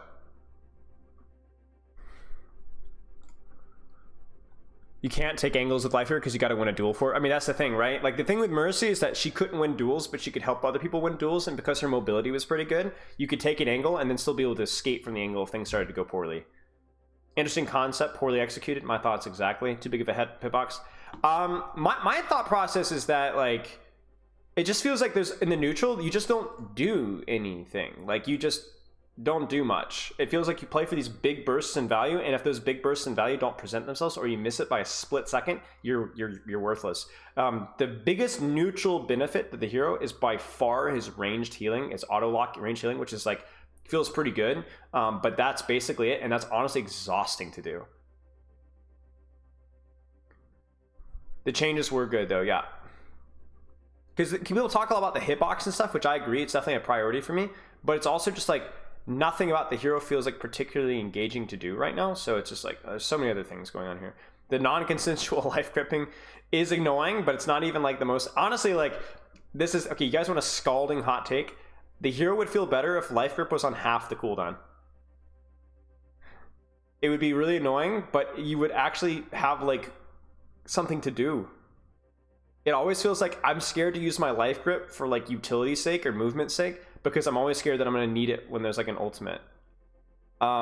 There's just nothing to do besides spam healing. And the damage is like not even bad, it is awful, like really bad.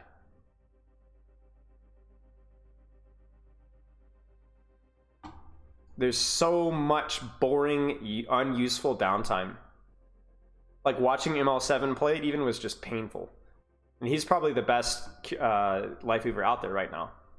Made an actual heal bot support, pretty much.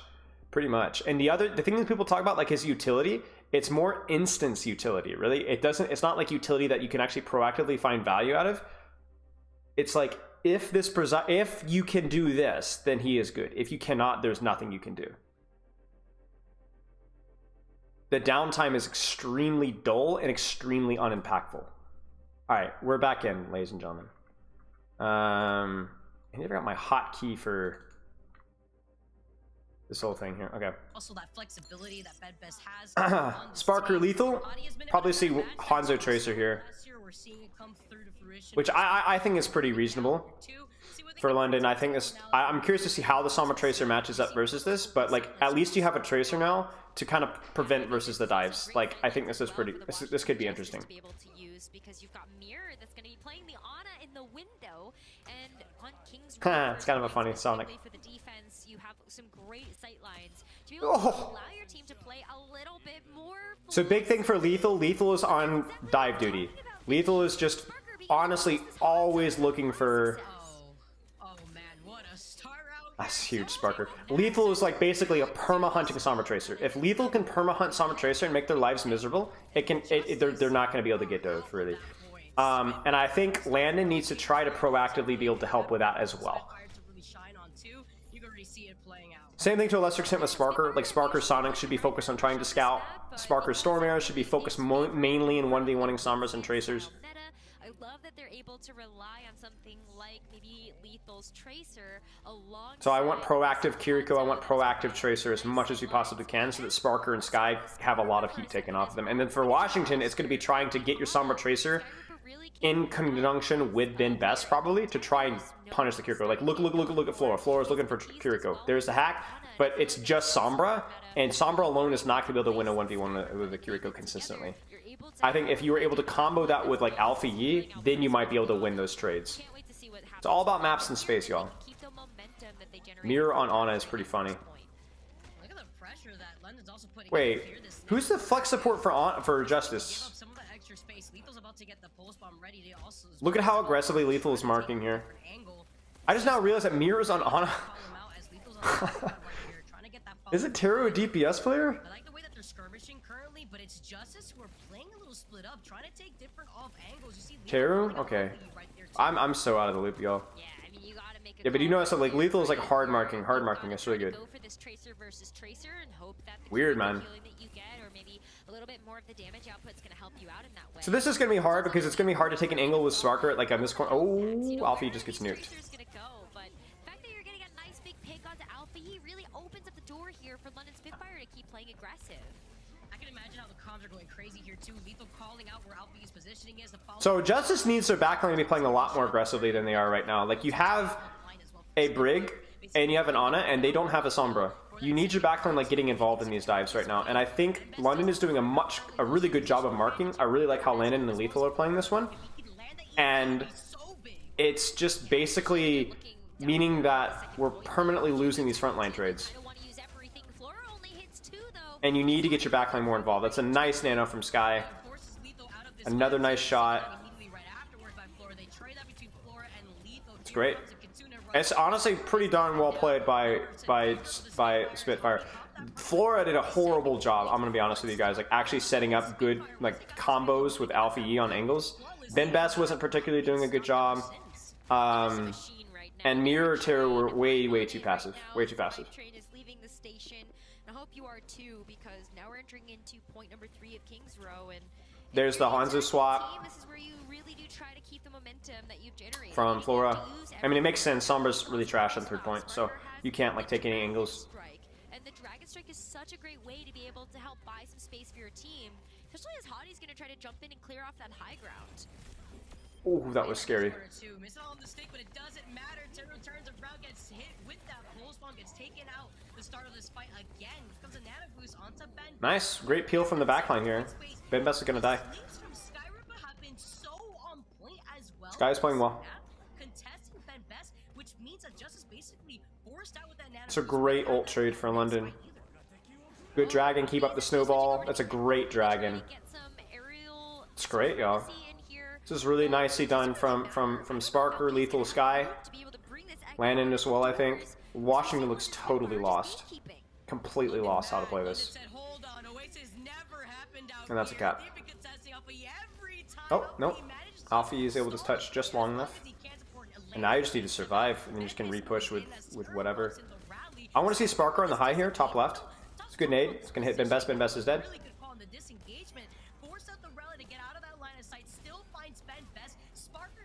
Oh, Hottie, don't die. Oh, doesn't matter. Shouldn't matter, surely. Each and every one of these approaches Nano. to the final Nano and Landon. Huh. over to the Echo. Sparker does finds 3. He died at I mean, Justice looked totally lost. Totally lost there. So, if you're playing Sombra Tracer, you have strengths on the hard dive on squishies. But if those squishies are, if you're being marked by the Tracer, you can still isolate the Tracer by getting a 3-2-1 hack on her with your Sombra and your Tracer. That was not happening. No sorts of sense of cohesion or timing whatsoever from the backline. And the other thing is when they're playing Hanzo, your backline should be playing a lot more short sideline, a lot more brawly, a lot more aggressively. And Justice, honestly, backline with Mirror and Terror did no idea what they were doing. Way too passive. Brig got negative value, right? Because there's no need, like, if you don't need to peel off a dive because you're playing at the Hanzo Tracer, then you need your Brig to be playing more proactively and controlling high grounds, controlling space, things like that. You don't even necessarily need your Ana and Brig on the same spot because Lethal was so focused on marking Tracer, Lethal was not even considering diving backline. So why if your Ana can't deal with a solo Winston dive, then your Ana has problems. It's just really, really not well played by Justice at all. Really nice job from London. They definitely understood the matchup much better than Justice. Be able to have more of this verticality provided to you. Justice, they didn't get to stop London not once, even when they I don't even know why you would play swap to the Brig. Like, that's the thing is, like, did they start on it? No, they started Brig. Never mind. to get that space if they needed. I don't know why Washington would. I feel like Curie has to be at least okay. Nice Sky Nade from Sky Rippa. That's going to be a 10% ult charge thing here. The Echo is interesting. I think the Echoes are just objectively worse. You can get pretty good high gun control on the right, but that's what a sleep by Mirror. That's pretty sucky for Landon because theoretically that Kiriko Tracer flank should be almost impossible to get rid of without a Tracer of your own. Oh, what a Suze! Oh, they didn't even get the Suze. Oh my gosh! Sparker's just like chilling, man.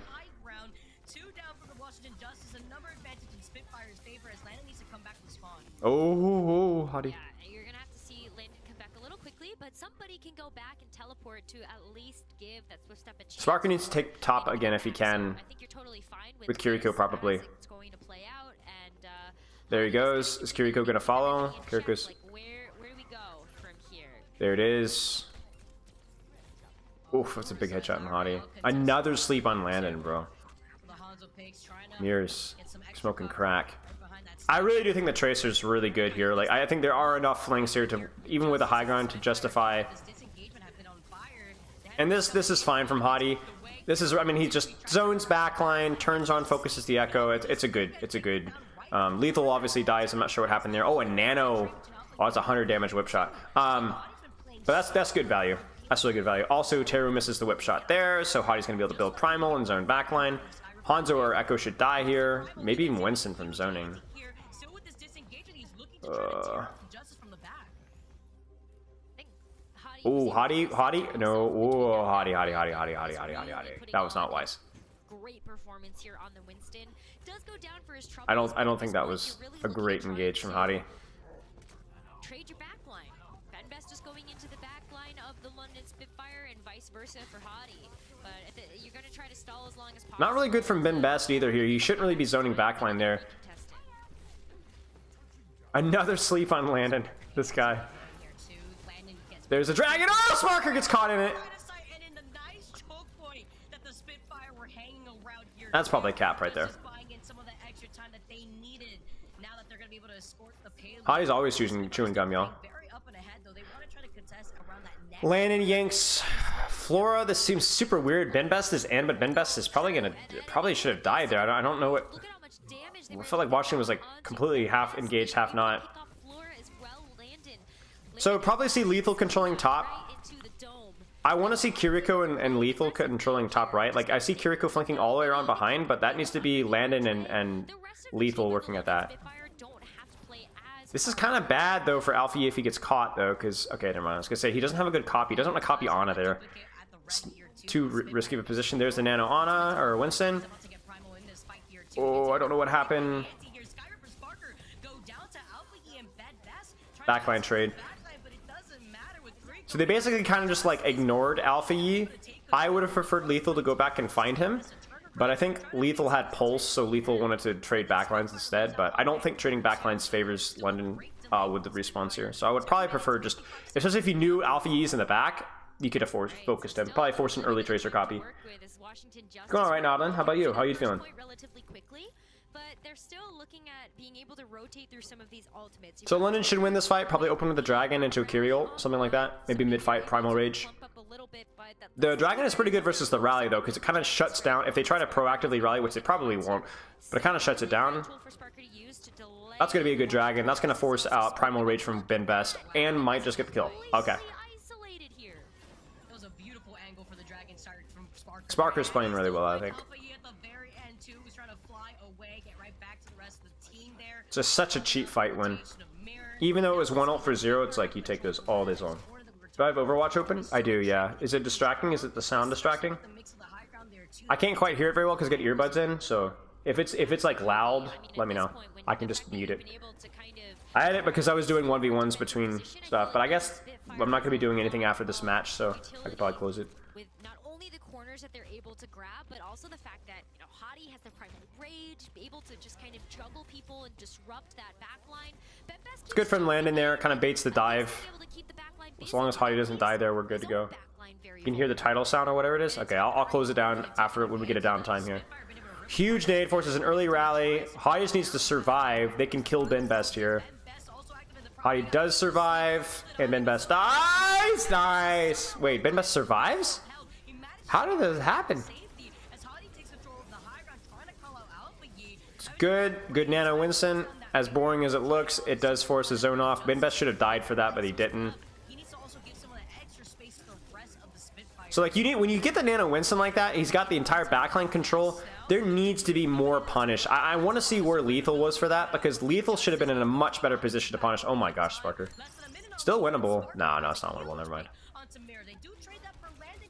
Because the thing is like, when you're Nano Winston backline, the enemy Winston's going to zone your backline. But because you're a Nano Winston and the enemy Winston is not nanoed, you should be able to zone their backline longer than they can zone yours, which means you should be able to kill the enemy Winston, whereas your nanoed Winston should not be killable. Does that kind of make sense?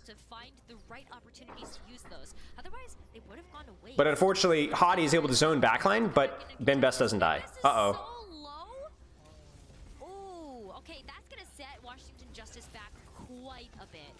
Kind of. It's an even trade. The lack of Hanzo means they're going to be able to push Cart for quite a while, though, up until this last point. Oh, these stickies are actually really good. Alpha is pretty good at this hero, man. Tell me something. Oh! Good shots on Lethal here. It's going to be really hard for Lethal to hold top with his backline where they are. Early Primal, early Dragon, not a good look from Spitfire at all. No reason to set. There's no reason to rush that. That's silly from London. Because you have ult for ult, but your Hanzo, Ana, Kiriko are too far for them to follow up there. Not good. And now London could lose this, like legitimately straight up like lose this now. Oh, Ben Best don't die. I don't know why I'm like Ben Best don't die. I don't care if Ben Best dies. It's more about the concept there. But yeah, honestly, an overextension, a major overextension from both tanks there. Backlines were not matching their tempo. Oh, Alfie's gonna get a little bit staggered here, but it's better to go ahead and try to go towards the card than try to disengage. Lethal roll out, lethal roll out, lethal roll out. Oh, he can't get it, guys. You're looking at less than a minute left. One more team. Surely, guys. Yeah, he got it. He got it. Can you get the stick? Oh, he doesn't have the stick. I'm an idiot. Try to sink it over the line, but Kiriko on the flank. We love to see it. So the reason why London is doing this, y'all, is because they have basically no ults, and so they're going for ego. And you're going to notice, ladies and gentlemen, that the London Spitfire, who had 1 ultimate, or 2 ultimates versus 5, it was able to trade 3 people. Really nice fight planning from London there. That's perfect. It's perfect. That's really good. And they're just going to straight up win it now. Nice, guys. Did you see that? 5 ultimates to 0, or 2, and they win. Because Landon and Lethal were on the flank.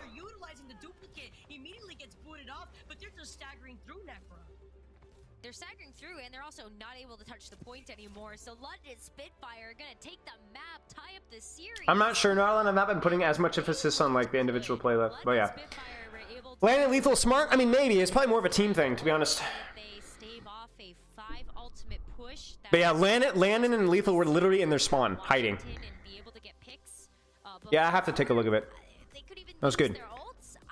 Yeah, Lethal just, they spawn killed them. That's what they did. They knew that they had like rally and crap. That's actually like, I hope they highlight that in the post-match thing, because that was the map winner right there. Should have gone Life Weaver. Yes, exactly. Exactly. They have your stream open. Yeah.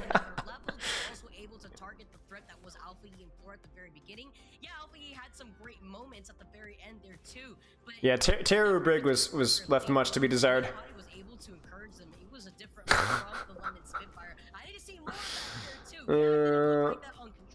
This fever's making me delirious. I knew what you meant, Nautilin. I knew what you meant. I knew what you meant. Credit to Hottie, because I feel like we didn't end up getting a chance to see Hottie's best on that very first map, but on King's Row for Hottie, if you were paying attention to his POV, he had an incredible awareness of that bubble. Anyway. How much health it had. Anyway. Then feed God's bird? Yeah. Maybe. Maybe. I'm gonna have another big bite of my delicious and succulent beef and rice. Ah. Oh yeah. Well. No. No. Do I have any questions? Oh yeah, close open, yeah.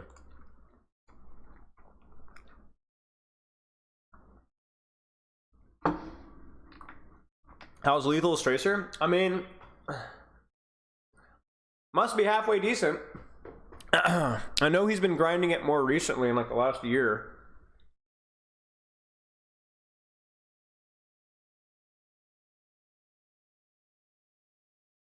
Yeah, I mean, they had to go for that flank. If they went for that flank, and if they didn't go for that flank, the best they could have hoped for was an overtime cap. Unless Sparker hit like a crazy headshot. It was an unwinnable fight. Haha, Farashi. What are your chords right now? My chords? What about my chords?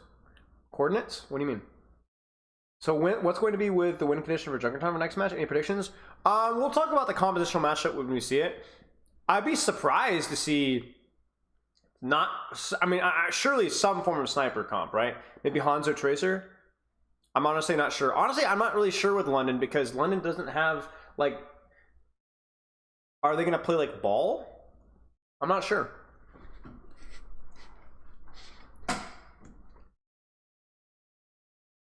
How do you ever call for his background to walk? Yeah, it happens sometimes, sure. Exact position, address. Ah, yeah.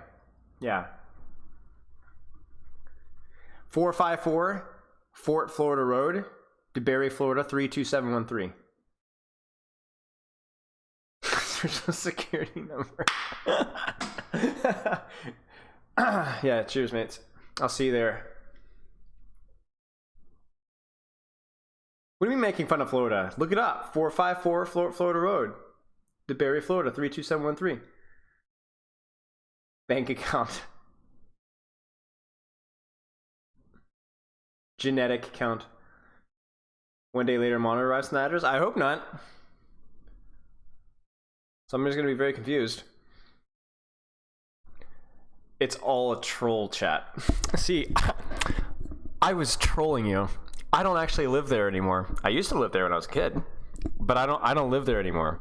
It was all a troll. You fools, you fell for the troll. Imagine thinking that I'd tell you my address live on stream. Gosh, Wally, what a funny joke.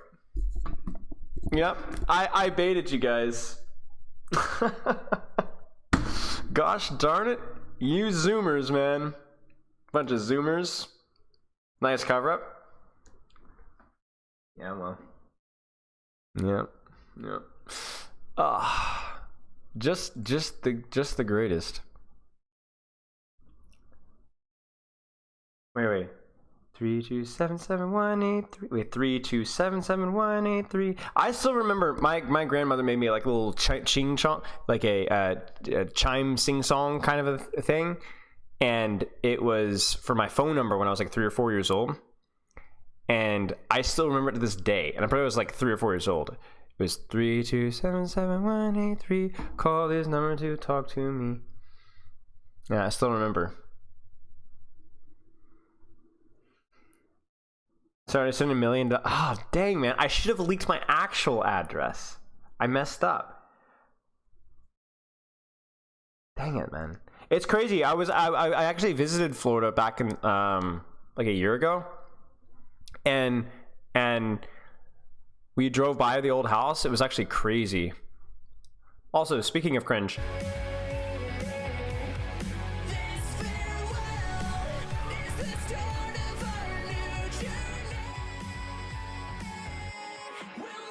I'm half kidding. Something about esports announcements will never not be cringe to me, but the song isn't terrible. But we drove by the old house, mate, and like it's super well developed now. Like I used to live in a dirt road, man. Fort Florida Road. Okay, if it wasn't obvious enough, I'm a Floridian. I was born and raised in Florida for like 13 years. What's with the WWE title? I don't know. I never got that either. I don't know if it's, I don't know. New Spilo karaoke found? Yeah, true. Oh, look at that. Look at that. Look at Nightbot. Look at Nightbot. Look at Nightbot. New Spilo karaoke found? Did you know I do music? What timing? What timing? Look at that. Perfect. Although I do like basically no singing in the actual album, that album anyway. But that's pretty funny. As a fellow Floridian, I'm sorry. That's okay. At least I was born and raised in Florida. I wasn't one of you, like those nasty Boston or New York natives moving to Florida. We hated you guys, man. You guys were so rude and you were terrible drivers. You do have Florida man energy? Yeah. Although I didn't live long in Florida. Well, I guess I lived long enough. 12 years is pretty long. I lived up like north of, Orlando, like near between there and Daytona Beach. That's pretty nice. I liked it. I played a lot of sports. What martial arts do I do? Not much anymore. I'm totally out of practice. I still do mitt work and stuff, and I might start like training grappling a little bit again. But when I actually trained pretty seriously, it was Brazilian Jiu-Jitsu, Muay Thai, boxing, stuff like that. It was more of a mixed martial arts style. Actual Florida man in the flesh, in the fresh. Actual Florida man in the fresh. Florida is full of really old people. A lot of retirees. It's hot. It's warm. The beaches are pretty nice, But let's put it this way about Florida. Florida is really great if you're on vacation to like Disney World or the beach or like any of the vacation areas, the nicer areas. It's actually really nice because it's just nice. But if you're not, It's also super good if you're like a super science nature guy because there's a lot of really cool wildlife stuff down there. Sparker not in on Junkertown? Whoa, wait, really? Maybe they're expecting a Sombra Tracer possibility swap. That would be my expectation. They know they're going to OTP Tracer, but then they're going to play... This type of gameplay between Lethal and Backbone to Alpha E and The humidity sucks? Agreed. Obviously from the outcome that we saw on Oasis for that first. Yeah, Muay Thai is amazing. Now trying to replicate that, you talk about you have all those open sight lines that we're Yeah, shut up, Varashi. I saw that. Backbone is a pretty good Widow. I don't know how much he's been practicing it recently, but he's got like that I also can play this hero energy, that like and that extra little bit of confidence. And I think that's going to be really interesting to see, just at least to scout out. And it looks like Alfie is not feeling the Sombra pick into what London Spitfire have, and so yeah, you're not going to play Sombra into Tracer if you don't also have a Tracer. Apparently, London didn't get the memo previously. Oh, Scarpa just gets completely nuked. Backbone just witnessed a murder right there in front of his face. He tried to find an opportunity to call out Lethal, or rather call out Alpha E as he gets taken down. Alpha E now trying to take control over the high ground, trying to call out... The nice thing about the Genji, if you guys haven't already seen, is that because of the sightlines of this map and the high ground, it's actually really hard for Lethal to like mark Alpha E.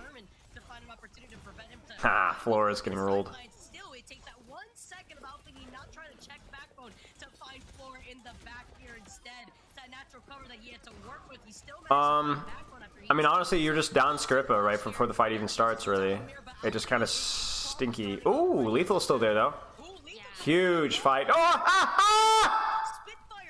oh, no, no, no, no, no, no, no. Watch out, watch out, watch out, watch out, watch out, watch out, watch out. Ah, no, Lethal, no! No! Oh, Backbone gets the kill! What? Let's go, let's go. Now, if they can find a way to kind of keep them some distance between Alpha Yi, there's actually nothing that their comp can do. Like, you're going to remove so much of the Brig and Genji's value by just creating a little bit of space from your backline without picking Widow sightlines. Because Lethal can't mark when there's, like, it's instant dash and kill, right? All it takes right now is one good pick here from Backbone with just how far along that cart has moved to keep Washington. Like, this is more of what I expected from Skyripa's position. You see how far he's, like, not within dash range? Yeah, this is good from Lethal. Now Lethal's like, okay, Widow's back. Now Lethal can honestly hunt this guy. Lethal could and should hunt this guy if he can get there in time. Maybe he can, honestly. Oh, that's such a big shot right there. Because he's just dead. He's dead.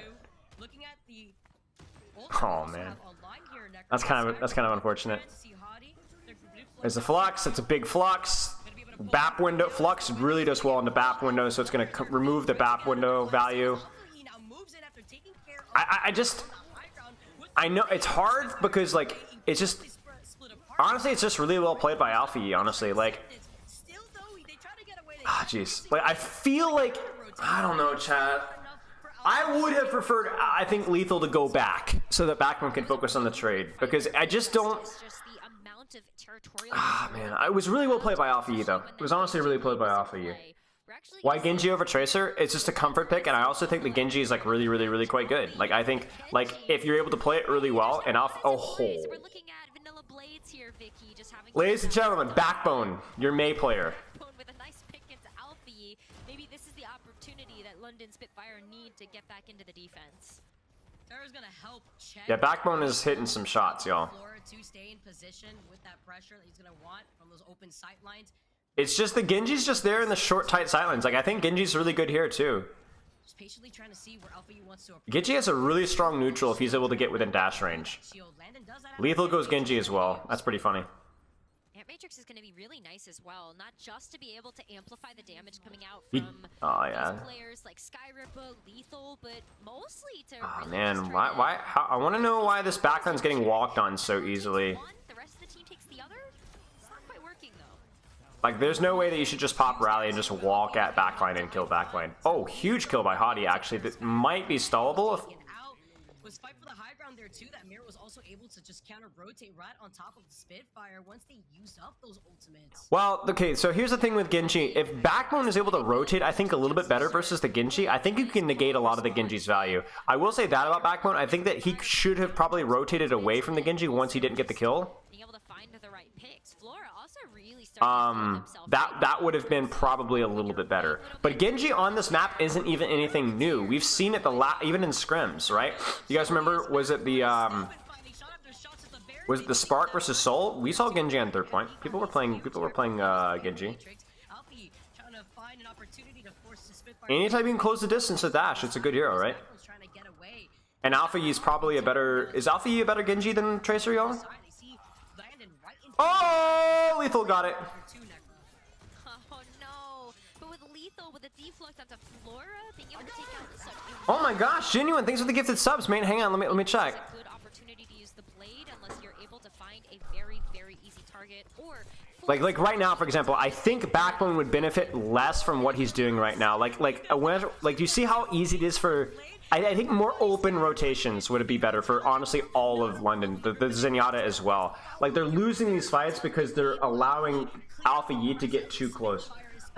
10 gifted subs. Thank you so much, man. I really appreciate it. Tier 2? Jeez, dude. Holy crap, man. Thank you so much. That's super generous. Backbone goes to Hanzo, less space, so it's a good swap, I think.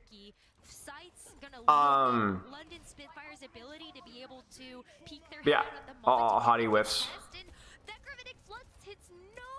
Lethal stage. He needs orb. He doesn't get orb. It's a huge shot, but he's able to get the mega. Nice shot here as Lethal resets with the mega pack. Hottie's still finds the accretion pick on some It's a nice blade. It's a really nice blade, honestly. Oh, Flora. was taken out by Alpha Yi, and Still a very good blade, though. Exactly what you needed to do. find those picks. A minute The and back one's actually a really good Hanzo as well. At least he used to be. able to the finish line. My information is may or may not be a little outdated. Teru should die. Switched off of the Widowmaker Yeah. and gone to the Hanzo, which provides them with a little Cheers, more mate. Thank you so much, Genuine. stability. And you also just saw a really, really nice immortality field there from Landon. Just It's not Toronto versus Shock. Yeah. so That's- Fire may have stayed Yeah. but Yeah. I could be XQC level viewer numbers and it would still be wood to your stream. I'll fix it as soon as I can. immortality field or amplification matrix is almost online here. I'll talk about some things that the Justice are doing well and things that the Spitfire need to be doing better in a moment. And with Skyver also having trans here too, that's gonna That be does make things tough. necessary. Yeah, especially with Alpha E trying to work into Dragon's pretty good in this mirror. here too. It's not bad. Obviously, Skyver, they have that Botoxification? Hungry caterpillar. Yes. Naturally. Thank you so much for the sub, mate. It's a decent dragon, shuts out the window, allows Lethal to flank. I think Lethal's still controlling that angle there. London Spitfire are gonna use this time to be able to help. Honestly, dragon for window is a fine trade. I think it's, in most situations, the window's generally a little bit better. So this is where the So if you can zone it out. gotta show up here if you're the Washington Justice. Flora needs a pick. Alfie needs this blade. This should be hard for London to win, though. Oh! Oh! They're peppering in just to build up into these ultimates, and here comes the play from Alpha E. Oh! This is the opportunity. Oh, that's really good from Justice. Oh, somehow FD God dies. They were actually playing that really well in terms of positioning, getting out of that line of sight of Alpha Yes. Now the Graphitic Flux gets called in. They lose out on FD God. They trade that for Backbone. Spitfire That should be it right there. Oh my gosh, what a huge play by Hottie. Actually very winnable. Actually winnable. Probably not. Oh, Hottie! Whoa! Whoa! London had no business winning that one. Oh, another. He wins the rock trade too. That's going to force an early shift. That's going to allow Hottie to stay on cart much longer. So Hottie can now shift right now. Shift. There it is. He gets rocked out of it though. Is there an ult coming up? Yes. Oh, oh, huge kill by Lethal. Sicko mode. Big blade, just blade Teru. There it is, forces him out. Oh no. Alright, I lied, Chad, I should have played a Sigma. Huh. No shot, and Washington still caps this. He needed to keep his dash for the Teru blade. That's actually sick. Cried. Okay, so let's talk about, I'm gonna mute the stream for just a second. So Zen versus Brig. Zen better at range, Brig up close. That means that Brig can play very, very, very aggressively with her DPS because she knows that nobody's going to punish her for being quote-unquote out of position. That does mean that Skyripper needs to be trying to create a little bit of distance so that he's not immediately dashable. And honestly, the Widowmaker backbone needs to be trying to do the same. It means that your Genji can play with a lot of ego because he perma has orb, but what Washington was doing really well is they were basically like Alpha U is playing super disciplined with cover and not really giving Zenyatta or Widowmaker sightlines for him to poke or mark him. Like even first point, y'all, like what could the Zenyatta do to help him there? Right? Nothing, right? Like nothing. Like they had nothing to push Alpha Yi on taking these aggressive angles. And Teru is also like playing super, super disciplined with cover. So I would need to look at this more in the replay viewer or even just in the stupid YouTube client afterwards, slower down to really break it down. I probably won't. But if you would want to see more, I would want to see more about like, was Skyripper taking good positions to avoid Widow Sightlines, but good spam? Could Backbone have been rotating better around the Genji positioning? I'm not super sure. But honestly, I think Justice played it pretty well as well. Yeah, this from Lethal wasn't super good. I think the blade on the Brig is fine, but like you need to try and have your dash for pursuit, obviously. So okay. Double sniper. Lethal's really quite good on it. You probably won't want to play double sniper into the defense of Genji though. They probably just open Sonic for scouting. Now, Teru will probably play on the right side from attacker's perspective, left side for defender's perspective, and try and stuff them in the choke. But Lethal should still be able to get around like Alpha Yi did. Widowmaker on the defense. So we'll see.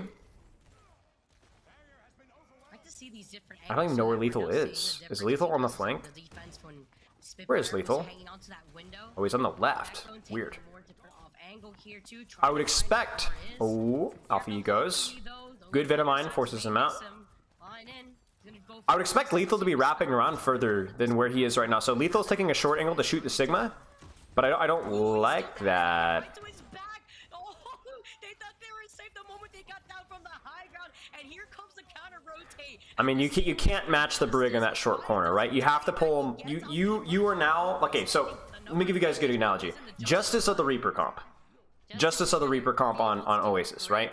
So you need to pull them apart from the seams with your better spam and your better flanker, like your more self-sufficient flanker. So you can't meet them like that. That doesn't work. Lethal needs to try and wrap around, I think, and try to create the same sort of nuisance that Alpha Yi was. And you probably need to have your backline even split. You could have maybe Lethal doing what he's doing right now with marking the Genji, but do it with the Zenyatta and a Discord Orb.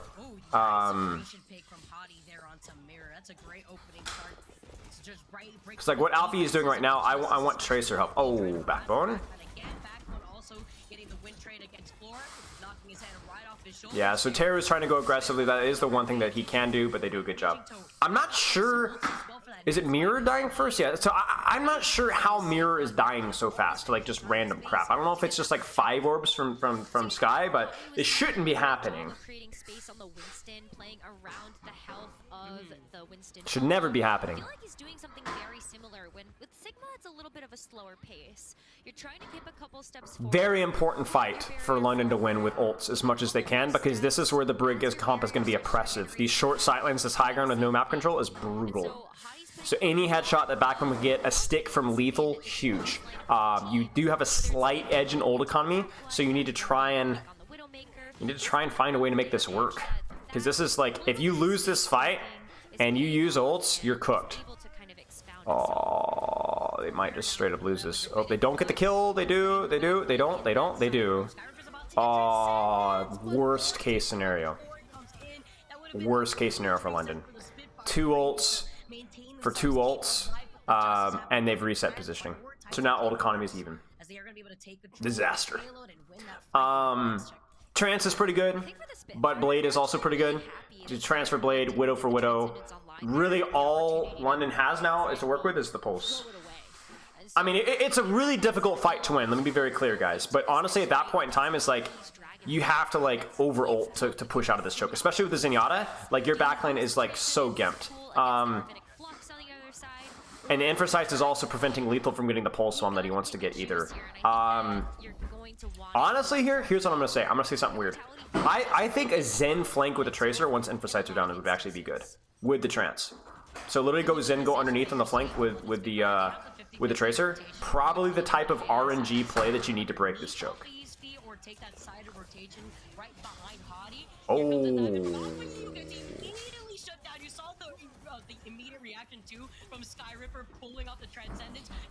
Huge. Ult for ult, but getting the kill in the Genji is huge. Floor gets the kill. Unfortunate. Hottie's cooked. That's it. Reset. Tragic.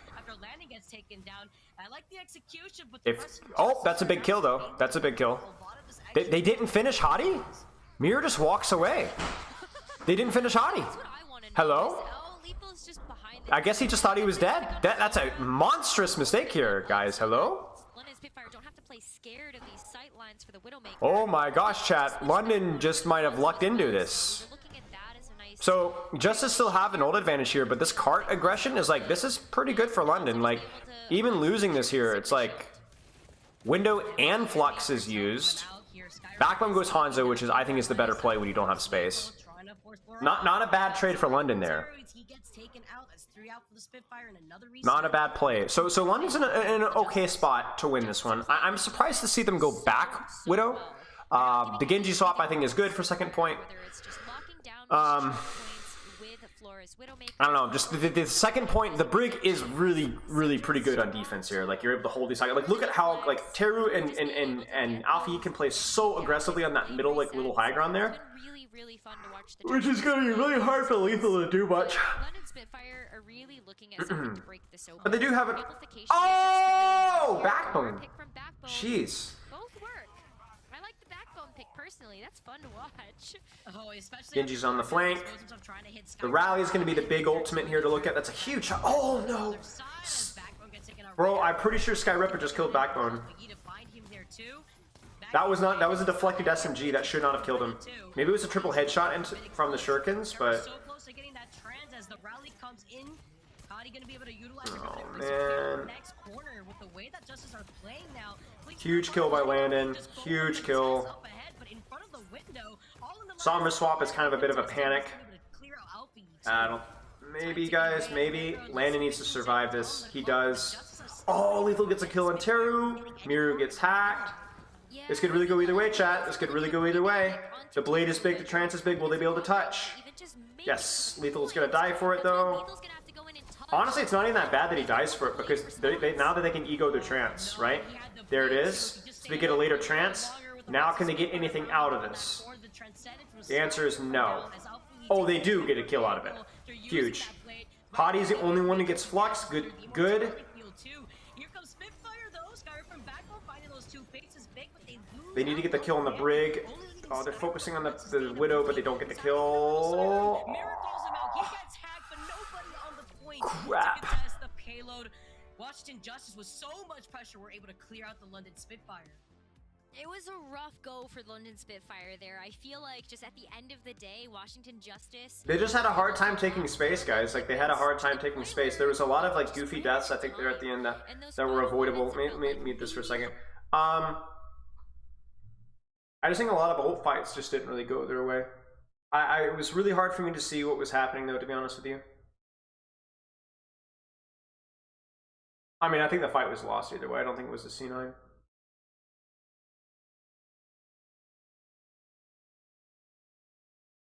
Yeah, that's crazy.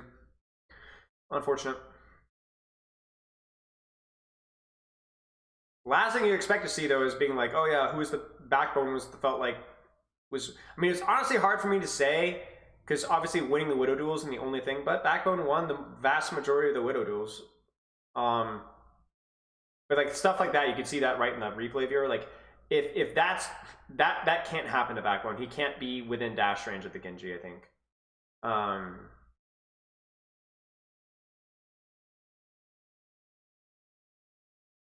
Hard to say exactly what went wrong there. I think like very clearly what went wrong with Oasis, pretty clearly what went right for London on King's Row. Junkertown, not so sure. Match point though, so.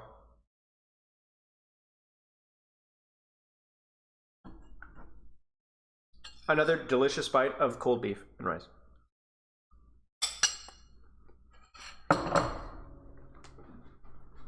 I will answer that in 1 second.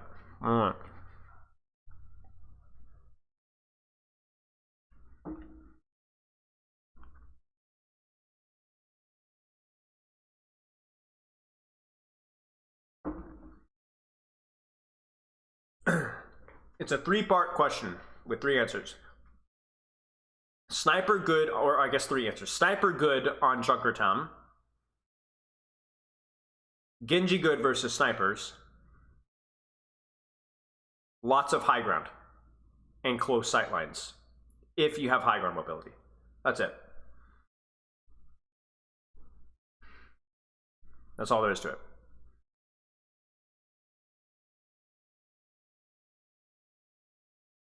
Genji's not bad on Junkertown. Genji's only bad on Junkertown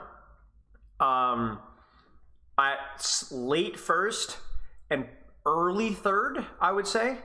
Early third can be a little bit hairy, but you saw how Alpha Yi handled that. Alpha Yi went on the hard flank, lived in their backline, was just a general menace, and the second that they like lost track of him, he killed Backbone. I would not say Genji is good on Junkertown first point, but he's not bad, and I think he's pretty good in second point. Is Ana viable in Junkertown? Yes, but probably not optimal.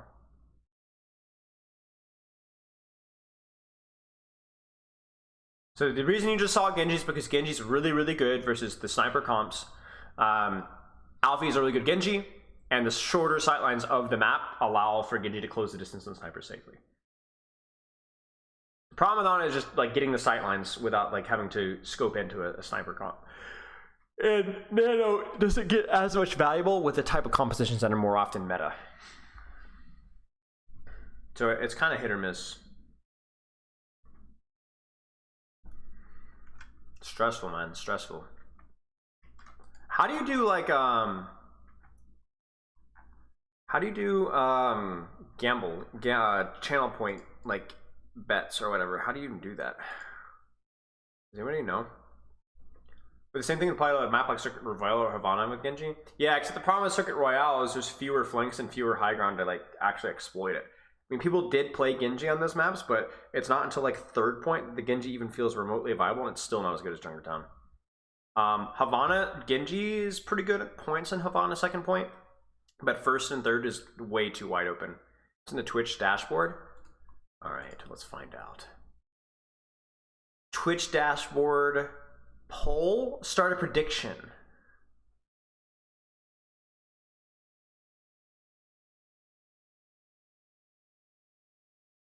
What is this, chat? Why is that I pull this up and the first thing I see is, will Spilo be rejected by Mercy? Is that the stupid dating thing? One of my mods must have been there. I don't remember. Yeah, let's start a prediction here. How do I change the text here? Will London win next map? Yes, obviously. No, you fool. Submission period. We'll do this for like 2 minutes. Yeah.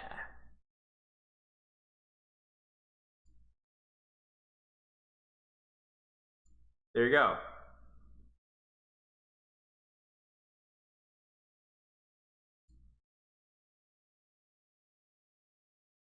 I think I did it. Oh, slash prediction? Okay. I think I did it. Somebody's already dumping 8.6 channel points on the line.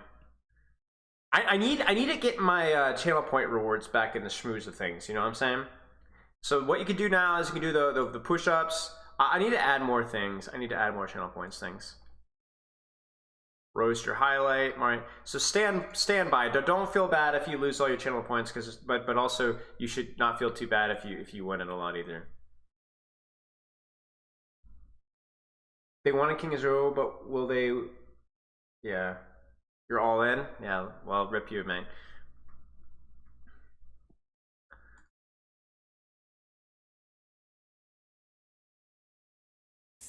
In the kill feed, but like you could really see the impact that he was having in terms of just like hitting the accretions, getting that brief stun, having the follow-up there from the rest of his team. Keep gambling, guys. Just keep gambling. You're always 1 inch away from like completely making it. 40,000 channel points, no idea what to do. Yeah, I need to do that. Should I go all in? Maybe not. Maybe until not to see what you've got to lose. You know what I'm saying? Alright, Backbone Lethal staying in. They have one more map potentially. It's a chance out here unless the London Spitfire could pull what they pulled. Most gamers quit before they win big. Exactly. No swap ups though. That is something important. Why are they called bot bucks? I don't know. It's probably like one of my old things back with roast reviews. I don't know. Drink, you fool. I'm drinking. Chatty won't let me down. I'm going all in. Alright, mates. Surely. Surely. Lineup here for the London Spitfire and for Washington Justice. What worked. I think that's a Come on, lot chat. to, like, there's Alright, what's the final result here? But how do I even do this? How do I... The thing expired, but I don't know how to like confirm it or whatever. Maybe the comms are going crazy, Vicky, and Choose a prediction outcome. Right now, in terms of being able to synergize. Choose outcome. We're looking at new Queen's Got it. Okay, so I have it ready. What if I just snaked you guys and just selected it before the match even started? to highlight the team's synergy. All right, don't let me forget. I will do it after. I will decide. They are looking so fantastic in this Banned? Can't ban me. For this team. Get rolled, idiots. All right, let's get this UI thing situated here. On the Genji, he was going absolutely crazy. Enabled that with Mirror. Don't wanna hurt you, but need to breathe. There we go. He's gonna forget. I'm not gonna forget. You can? Oh, snap, man. Oh, snap. All right, what comments are we gonna see? I think probably Dive. Maybe Ryan, but I feel like probably something similar to what Shock was playing. Surely Tracer. Surely Tracer. The stats that we see lined up against him with Mirror, it's so difficult to try to call that out here with the way that. I don't even know, mates. Ah, see Dive. And also, there were quite a few times where it was Mirror and Hottie going. No way they play Lady Fleaver. The Queen is, again, I won't talk about the Queen. The Queen is pokes tanks out, has some mobility of her own, pokes DPS out. I would be surprised if they stayed in Queen. Well, actually, you know what? I wouldn't be that surprised if they stayed in Queen, especially with Mirror. Could be a bit of a noob stomper. You're really looking at trying to get out of the gates fast here, maybe trying to take a high ground position depending on what you play. Definitely believed in Andrew Tate. Bro, I don't even know what Andrew Tate's deal is. I don't even know what the Andrew Tate thing is. All right. All right. London wins DPS trades. You must win DPS trades. You cannot take a brawl with this comp, with the Lucio Queen. You have to win DPS trades. You have to find Flora and Alpha Yi and make their life miserable. You have to. You have to. You have to hunt the locator. Do to them what they did to you. They are running the Reaper comp now, the equivalent of, right?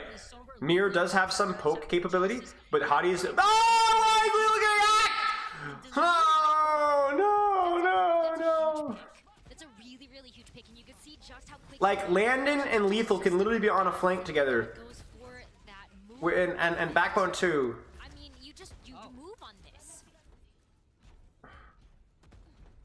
Love seeing Mirror play. Teru does get hacked by Backbone. There. No, how? Ha! On a different level, Shout comes in. I'm not even sure what's happening. I'm not sure if people are getting hacked. Mirror has done jack all. Because the thing, okay, here's the thing that Winston provides that the Kiriko doesn't. The Queen doesn't. The Winston can jump to angles and flanks and assist his DPS. The Queen does have Shout to help with that, but she's a lot slower. Like, the Queen is really strong. My battery's about to die. The Queen is really strong.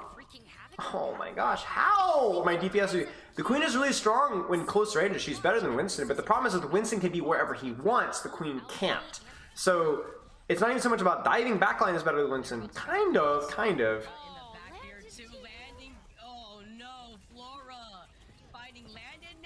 I don't know how or why London's DPS are getting so turbo stomped. Like, they're getting absolutely destroyed. You have a free Kiriko to follow you around wherever you like, and you have a Winston potential. I'm honestly not too sure. London cannot and should not be going for hard for backline here. Point just because they're running circles around them. The EMP is gonna come out already. Oh, Vicky, they've already got the checkpoint. Like, this map could just be over. And honestly, a kill is a kill here. It's more free push. Oh, huge clear by Landon. There's a dive on the FD God, but see, that's just... It doesn't matter. FD God's got that barrier, as well as a Kitsune rush from Teru. Just is gonna answer back with the backline ults getting activated. It's a good EMP. FD God doesn't quite die. Mirror, surely Mirror dies. Okay, we're good. We stabilize. We stabilize, chat. But wow, that was ugly. At least on this spot, to flip things around because it's just been dominating so far from the Just with their momentum. So again, you need to be utilizing the fact that you have Winston and Kiriko mobility and self-sustain to be able to hunt their DPS out. You need to be controlling their DPS. And you need to keep Skaripa in a very, very safe spot. Spitfire, I don't know what you're doing, but you can't be moseying your way through this course right now. Especially when you're looking at Lethal needing to make an impact here with the pulse bomb, Landon as well with the Kitsune rush. You're looking at trying to get that as a straightaway. There it is. There's the kill on Sombra that we want to see. They have the locator. They broke the locator. That's a problem. But they're up one, so maybe it's okay. Probably it's okay. Surely it's okay. Don't do anything, Hottie. Don't do anything, Hottie. They're shouting at Hottie. Hottie should be okay. Oh, Backbone gets killed. Trying to find a flanking angle as Teru's going to be able to find Backbone. That means Flora's going to be able to dip him in terms of the EMP percentage when it's online first. That's gonna be. Oh, he juked the ult. Control over the bot. Try to find an opportunity to reposition here too, as Alpha the high ground sends out the pulse bomb, finds Skyripper, trades that for floor one by one though. Spitfire lose out on 2, so do the Justice. Oh, Landon, jeez, dude. Sent down and Smear and Teru there. I mean, Landon at this point is trying to dish a little bit of that medicine back, right? Really tired of Flora. Realistically, what Winston Comp should win this, right? Yes. You're gonna get a little Yes, I'm pretty sure the Queen is more of a noob stomper. If you have Sombra Tracer on the battlefield, and you're not actively winning every single Sombra Tracer duel, not to mention every single ult trade, yes, I think it's a skill issue. You've done your job. You could win. I do think the fragility of the Ana Kiriko might be a problem, but clearly they've done something that's made it work. Landon should be able to basically... Like, I think the one problem might... Okay, no, I'm standing by my guns. If Landon, Backbone, and Lethal can work together and focus on finding Sombra and Tracer, I'm not even concerned about Skirpa being by himself. I'm really not. If you're proactively hunting these DPS duels, there's just no way that Justice can win. It should be on Justice to try and use Lucio speed to rotate towards Skyrippa, but they're not even needing to do that. You don't even need to try to push for any more. The Skyrippa forehead cam. Just go for Wasn't it the same last year? There you go. They don't get it though. Look at how slippery Alpha Solo EMP. Oh, we whiffed it. Rip. That hits nobody. Okay. Ghost. Haunting his past. They get the manual hack on Tracer though. That's going to be a force beat. Sound barrier from FD God also gets unleashed here too. Mimp. Oh, there it is. Big. You should be winning DPS trades. You have on a range Kiriko pocket. You don't need pocket for your tank. Oh, surprised he didn't lose his ult there. There's the shout to keep the peel. This is a good opportunity for Spitfire to take advantage of its defensive playstyle from Justice. Absolutely. I mean, Justice can just Huge stick there from Lethal. Lethal does land a nice stick there onto FD God, so it's a great way to limit Washington Justice's mobility. But London Spitfire have to There's the shout. It's okay. We just need to chill. We're to slowly win this one. Sombra's out. Now we push Mirror. Mirror should die. Mirror ults instead and hit Sky. FD God dies again. That's a spawn camp. Maybe not even a spawn camp. Actually, just hit him on roll out. Over on the side, huge pick here as Landon also gets taken down. Justice showing exactly why they're coming out with the. But you can see it right here. Like the Queen is just spent so much time chasing, where Hottie theoretically can jump. Oh no, Hottie dies. Flora and Alpha, you were busy trying to control the front line of the Spitfire on the bot. I mean, things are starting to look a little bit better here for the Spitfire. You are able Lethal to dies again. Get back into the swing of Mirror. things as, you keep that aggression a little bit. Oh my gosh, Mirror lives with 1 HP. From Backbone, but those forwards. Backbone dies again. Where is his translocator, man? I'm telling you, this happened in the first map as well. I do think that the focus on like controlling, like Justice shouldn't be getting away with it, but they keep getting away with it. They keep hunting Backbone and hunting Lethal, and even though their comp should be worse at it, they're finding a way to do it. Maybe there's something to be said for the Queen requires less support, but oh, that's a good counter EMP. But it is a fat one from Backbone, so it doesn't matter either way. My laptop's about to die, y'all. I'm scared. They have the advantage, and they didn't even have to burn everything, just that EMP from Backbone. There's a fat EMP. Absolutely big team fight win there for London Spitfire. You got the EMP out like you mentioned, and now you still have 4 other ultimates. I'm really looking at the Kitsune rush here, especially if you identify. Where's that Sombra? Where's that Tracer? Find those boys. Find them. Oh, see, do you see how they're rotating on them? That's theoretically what Justice should be able to do better. Teru, this is good nano, good nano. Oh, it's a good boot by FD God. Ah, my laptop just died. Oh, I forgot to adjust the, oh my gosh.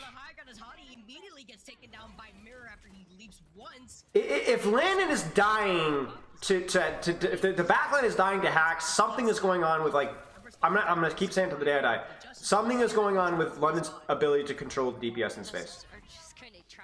A Winston or a Junker Queen alone is not going to be able to shut down Landon. There's something. I would need to look at the replay viewer, honestly. But somehow. That's a really good knife. That's going to force a primal. That's not happy. There's the counter beat. He's looking for the ult. Not a good ult from Mir at all. He really should have just chilled. He's gonna die for that. That was really stupid from Mir. Wait, he might be able to kill. He might be able to keep himself up. No, that was so stupid from Mir. That was so stupid. Oh, respectfully. But the follow-up isn't unreal. But respawn advantage. Like that should have been a full cap from Justice, honestly. Oh my gosh, this DPS focus. Lethal is getting hacked, I swear. Oh, these hacks are brutal. Well, this is it, ladies and gentlemen. I'll have to pull up Twitch chat in my main monitor in a second. At this point, to hit like the 15-second mark, just when your team is in the position to be able to follow up on this, and when you know that London Spitfire aren't going to have enough time left. Ooh, huge EMP by Backbone. Huge EMP by Backbone. As the EMP comes out from Backbone, losing out on Mirror is big with less than 10 seconds. Spitfire can force this into overtime. They need to find him. They need to find Flora. They need to find Flora. They need to find Flora. They need to find Flora. Find his translocator. Find something.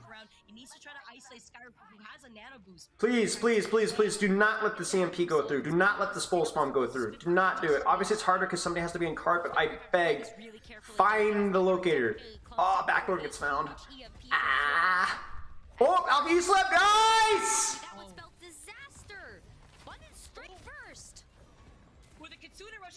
Kitsune rush for the cap.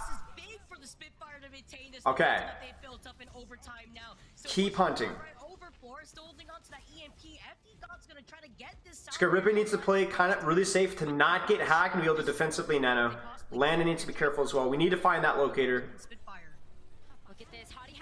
Also, EMP and Backbone. That's okay though. It's okay. It's not the end of the world. He can get back fast.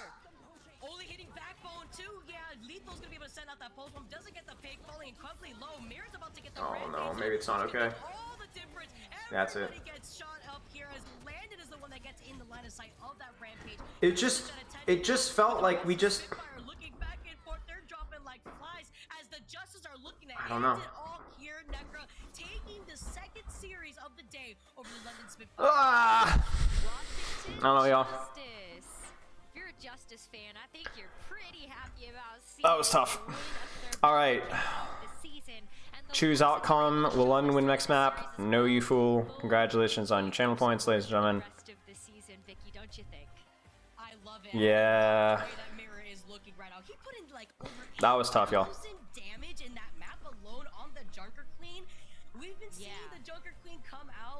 It's okay. That's alright. We'll live. It's one game.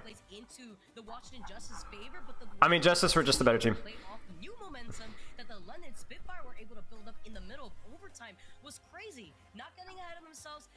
They're just the better team, so it is what it is. It's not the monkey, y'all. The monkey's fine. Monkey's fine. Monkey's I think the better tank in that situation, but you have to be able to control space. You have to be able to control your DPS. And you saw, even starting with Oasis, that London just wasn't doing it. It was a Sombra diff? Maybe. Maybe. I think it was like the whole approach wasn't working. Wasn't working. They lost Oasis and New Queen Street to the exact same thing.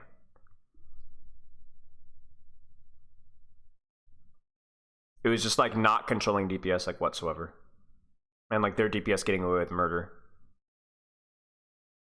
But yeah. Unfortunate. It was a good game though. It was really fun watching Backbone play Widowmaker.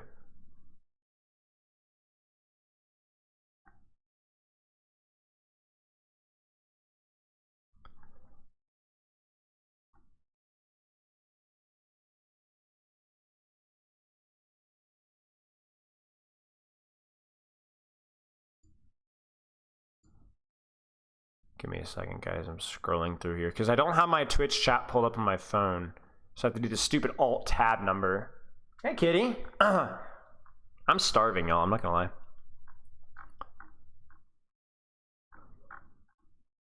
Bum bum ba da dum dum ba da dum dum ba dum dum. Hi, Spot. I'm new here trying to deepen my hero pool and discover you when you're looking for a monkey bot review. I saw it. Really like that verse. Thanks. I like that verse too. Alpha Yi deserves it. Yeah, I think so. I think Alpha Yi deserves it. Alpha Yi, yeah, probably. I think definitely deserves it. Honestly. Okay, chat. I'm gonna head out. I will be back on Saturday, likely. Stay juiced, my friends. I'll see you on Saturday. I'm still toying with the companion stream thing. Let me know. Join the Discord. What did you guys think of the companion stream? Did everyone have fun? Was it fun? Was it reasonable? Was it boring? Thoughts, ladies and gentlemen? Because I'm not sure. I'm not going to be able. Because my problem with the companion stream things is I'm not allowed to do my same level of like in-depth breakdown as normal. And I also only going to be able to do one match essentially. So I can only do like the one match at a time, so I don't know how useful a companion stream is for just doing the one match. But if it was fun, maybe we'll try it again this Saturday and see how it goes. I will have to start stream late just because of my previous coaching sessions, but keep in mind that this is the last Thursday that they're going to be Overwatch League for a long time. So it will be only on Saturday streams that this kind of conflict happens.